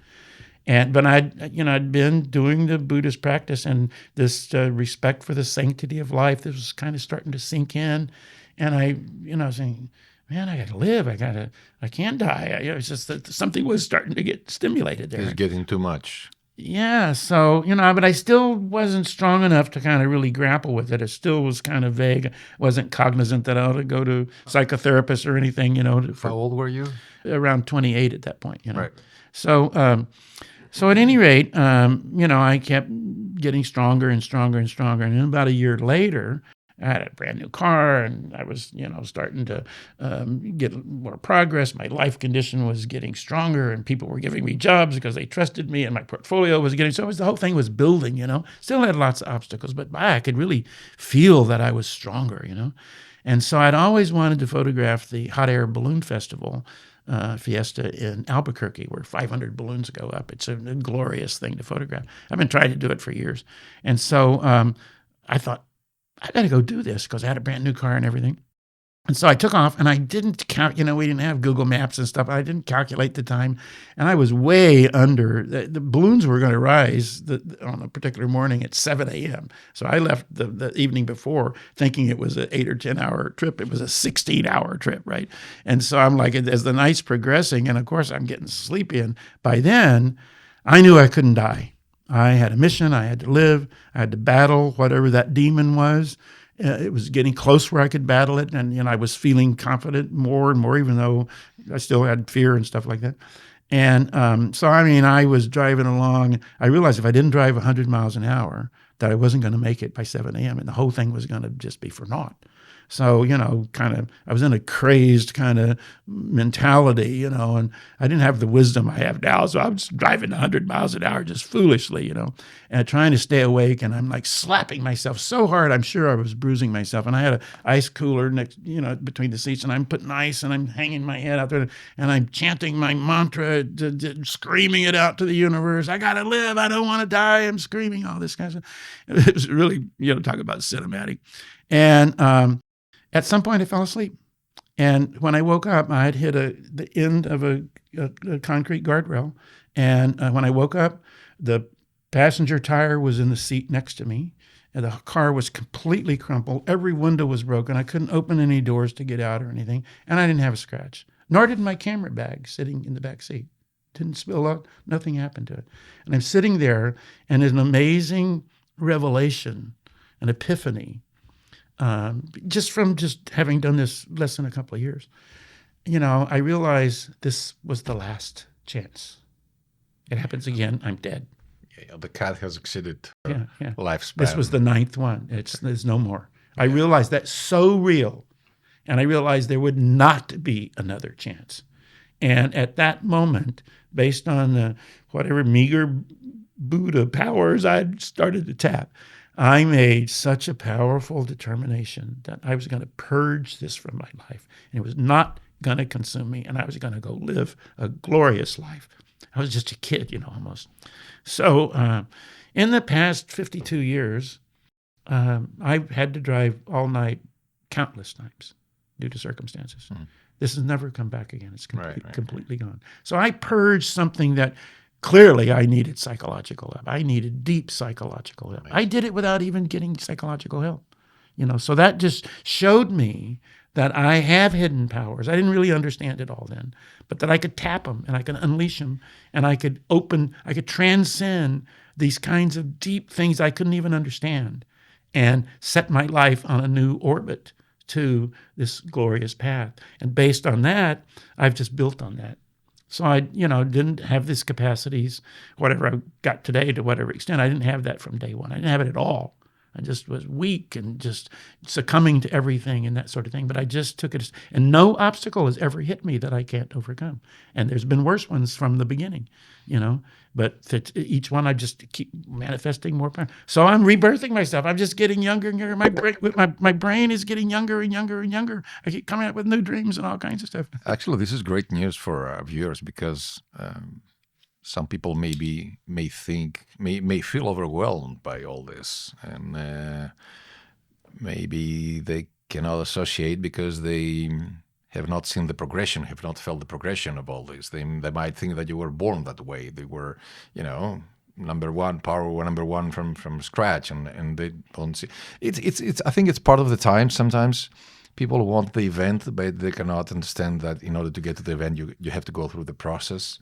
And the process can be painful in the beginning. It can be linear and very slow growth, and then it kind of takes off, and it can become exponential in the end, because everything accumulated, the experience you got accumulated with everything you've already learned, and the way you become more mature, and the way you face new realities or realities that repeat themselves is now more enforced by whatever you've learned all along the way. And I mean, when you're facing Mount Everest from the bottom of the mountain, and it's almost unfathomable that you will be able to climb 8 kilometers upwards and reach the top. And maybe this is stopping lots of people from not fulfilling their dreams, but even starting the procedure, even starting getting on the course.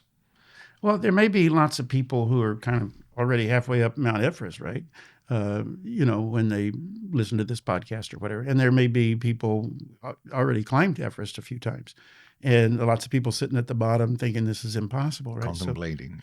So there's the whole spectrum of kinds of people who might be listening to what we're talking about. But the bottom line is, I am convinced wherever we are, flaws and all, is the perfect place for us. So if you feel like you're at the bottom, that's the perfect place, because that's where you are, and you can only grow from there. But so it's a long way up, though. Yeah, but we're only going to do this a step at a time. Mm-hmm. And you can realize that as we start to tune into the natural balance of the way the universe works, then we're going to get stronger and stronger to be tackled. We might get a mile into the thing and discover we got a cliff that we got to descend and come back. I mean, all kinds of obstacles are going to arise. An avalanche happens or something in front of us. So life's going to keep throwing us stuff. But we don't have to worry too much about getting to the top right now. I mean, we just got to worry about what's the next step. What's the next step? Is it easier to do this when you're young, when you're middle-aged, or when you're older? Because the issue of mortality comes to mind when you're older.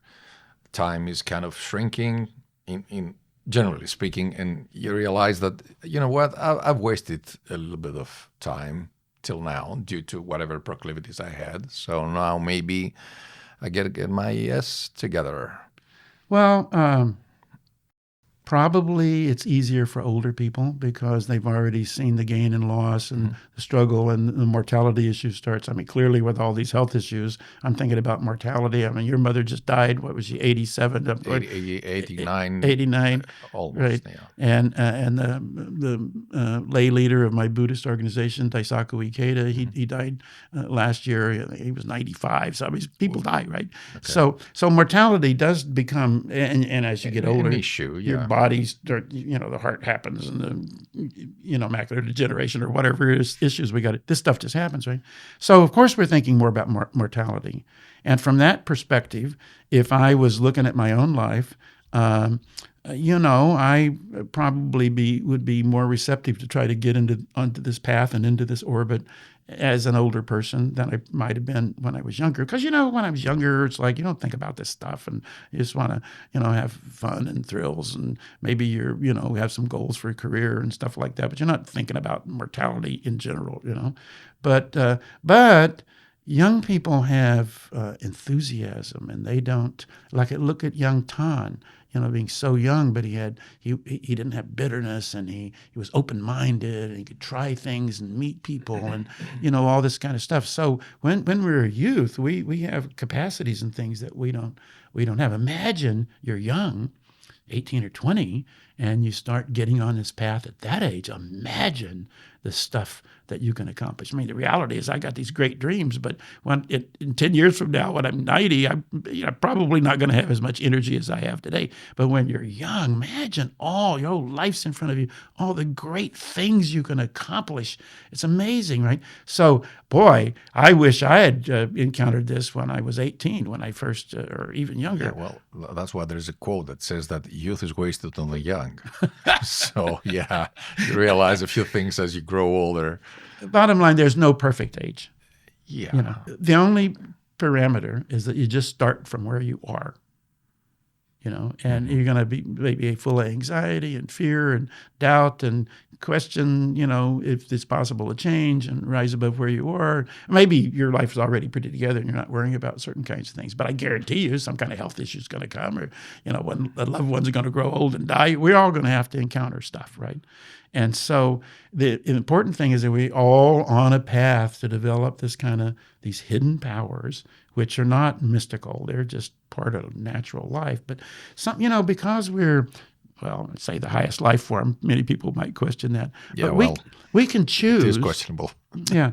We can choose whether we want to be nice to people or nasty, or whether we exercise or not, or eat the wrong things or drink the wrong thing. We can choose. We can actually overpower the natural rhythm in our life. We can induce cancer. We can induce lack of friends because we've engaged in being bitter and whatever. I mean, because we ostensibly the highest life form, we can actually choose and overpower whereas dogs are kind of just like flow with the natural rhythm of things, right? Ants and people, and snakes, they just kind of do what they do, right? Birds, but we can choose to go against that if we want to. And so we can choose to create a real imbalance, that causes stuff. I mean, I had an imbalance in my life with this suicidal death wish kind of thing. And I'm sure I began making that. Now I'm convinced I started this long before I ever popped into this existence, But whether I did or not, let's don't dwell on those aspects too much. We got to concentrate on what we're doing right now. So that's why I say where we are right now is exactly the spot we need to be, because this is where we can begin from. Yeah, plus we have the memories of the past, and we can be we're conscious in the present, so we can benefit from them, learn the lesson, and create something better for tomorrow, which is something that needs a little bit of mental energy, but it's doable easily. So if you were to, if I open that door right now and your 25-year-old self came in and you had the chance to talk with yourself, the former self, half a century ago, your younger self, what would you advise the guy before Buddhism, before he met Buddhism in that parking lot? Right. So if my younger self came in, knowing what I know now, what you know now, what would I tell that kid? What would you tell him? It's going to be all right, kid. Yeah, well, that maybe he's encouraging or whatever, but I think that my biggest limit when I was young is I didn't see any opportunity in obstacles. I just didn't see it. I didn't want the obstacles. I didn't want the difficulties. I didn't see any opportunities. In obstacles. Yeah. Right. I didn't see any way to grow from difficulty. Oh, okay. Whereas now I'm looking at, because of the difficulty, I could grow. Right. I mean, if I hadn't had my face flat on the ground couldn't have taught me anything. I roughed up my face, but that taught me some lessons. I couldn't have read about him in a book.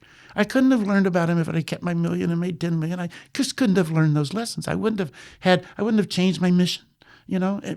Self-volition. I changed it on my own. I would never have done any of that if I didn't have the obstacle. So it seems impossible to appreciate the obstacles, but somehow I would talk to that young person and give them that perspective, at least plant the seed, so that they, in a way that I might be so determined that I was going to plant it deep within their life.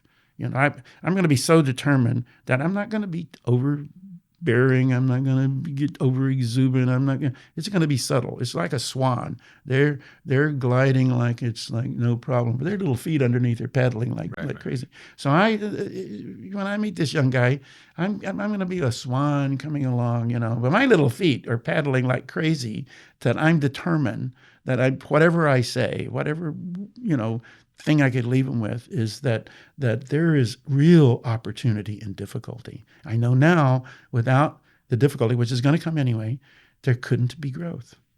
And that is a great way to live life, because if difficulty is opportunity, then there's nothing to complain about. It's just, let's get to work. I mean, kind of, that starts... Yeah, I get the idea, yeah, of course. You know? So if the message was to be addressed not to your former self, your younger self, but to the world, what would you say?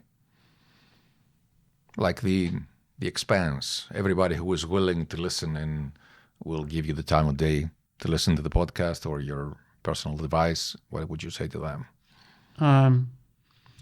All we have to do is to look at the misery in the world right now, in Sudan, Gaza, Ukraine, just as 3 examples. Yeah, you name it. We got to create a better life. We just got to.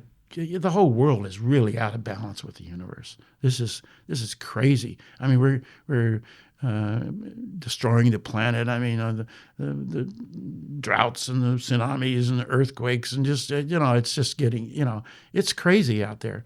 And, the last thing we ought to be doing is killing people and not having any respect for different cultures and the respect for the sanctity of life. Ideally, we should be celebrating all these differences, not trying to get, these people to become this religion or whatever and change everybody, but boy, just celebrating all the different, all the foods they like to eat and all the ways they think and all the way the dances and the cultural things and the art and just whatever. It's totally different than what we do. But boy, it's just so rich. So diversification is so great, right?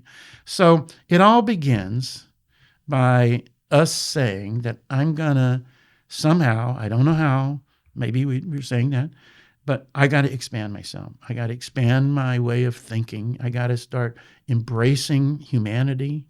It feels better to... the Dalai Lama once said that, he was talking about complaint. It's like, basically he was saying, don't complain. It just feels better not to, right? So it's like, it feels better to be more compassionate. It feels better to be more magnanimous. It just feels better. Your whole life is richer and you enrich every single one around you. Now, now we can only do this one person at a time because I can't go out and meet. I mean, maybe 10 million. Maybe 10 million people read my book, but the point is I can't go out and meet. Well, I got not hurt. Personally. So I only got 20, 25 years to go meet this 10 or 100 million or however many it is. Right? But the point is that I can meet one person. And I'm going to go, when I show up in Nepal, I'll meet one person that day and I'll just may not say a word about Buddhism, but I'll connect with their life and just make a rich kind of experience. On my flight here from Bangkok to Doha, there was a guy sitting next to me from Uganda. He was a chemistry professor in Bangkok. He was going back home to Uganda. I had this most incredible discussion with him. It was a 6-hour flight, so for about 4 hours we slept. But the last couple of hours, it was just, it was so rich, and telling me about his life and his dreams. And I didn't go too much into my own thing. I did give him, a card for my book, so maybe he'll read it. He'll learn about all these things later. But I didn't even mention it to him. But, just the rich connection was so beautiful. His name was Dennis. That's probably not his African name, but, we left feeling amazing, both of us. We felt like, I don't know, but we kind of felt like we made a lifelong friend, and we exchanged Facebook, addresses and stuff like that. And I noticed later he bought my book, so it's like there's some kind of influence there. But the thing is, it was such a rich experience. I didn't, talk to him, trying to promote my book or anything, but I just, was determined I was going to connect with his life. Just really pure and beautiful, and just listen and, there were a few avenues there where his life was pretty together. His professor, can travel the world, very educated kind of thing. He didn't mention any problems or issues, and he's single, so he doesn't have wife problems or anything. He didn't mention anything, right? But still, the most important thing is that I have made one person at a time. I've made a life-to-life bond, and I'm treasuring his life, and I think he's treasuring my life. So he and I are not going to go kill each other.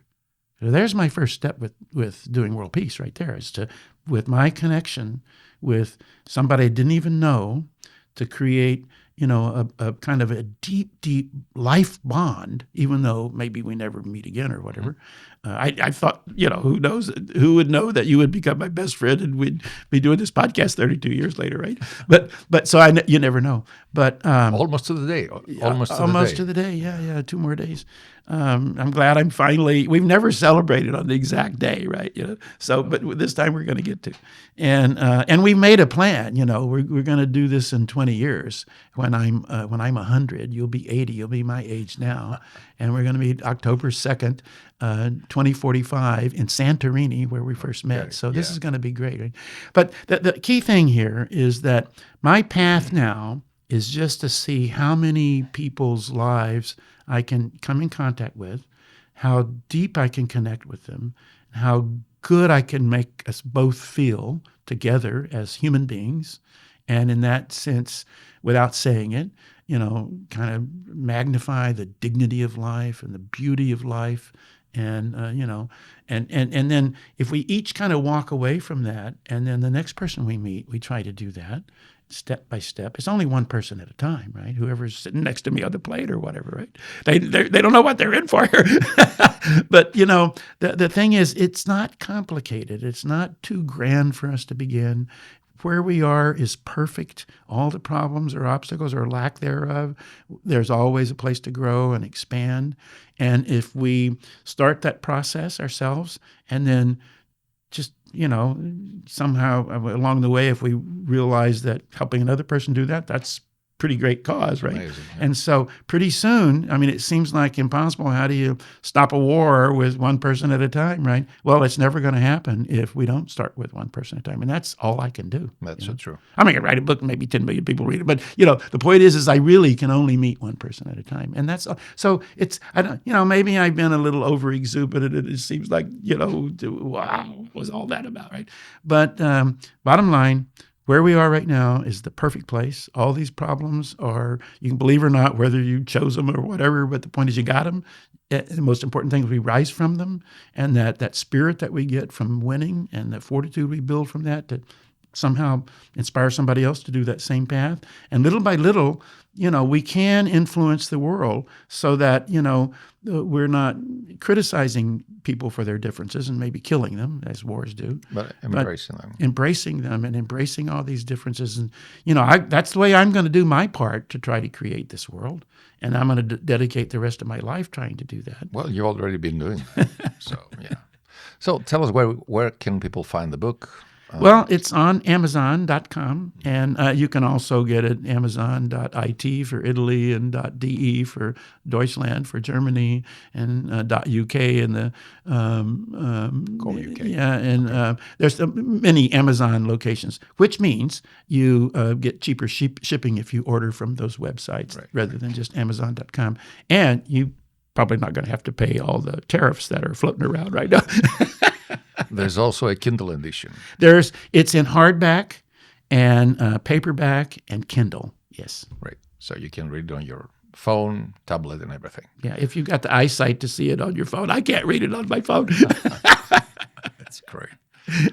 Glen, this has been amazing, and our friendship extends 32 years in the past, minus 2 days. So we're going to celebrate on the 2nd of August. Today is the 31st of July, 2025, and we met on the 2nd of August, 1993, which seems like 8 million years ago, like a million years ago. But it's been an amazing journey so far, and little did I know then that today we would be sitting across the table in a podcast in Thessaloniki, it's been an honor to be your friend and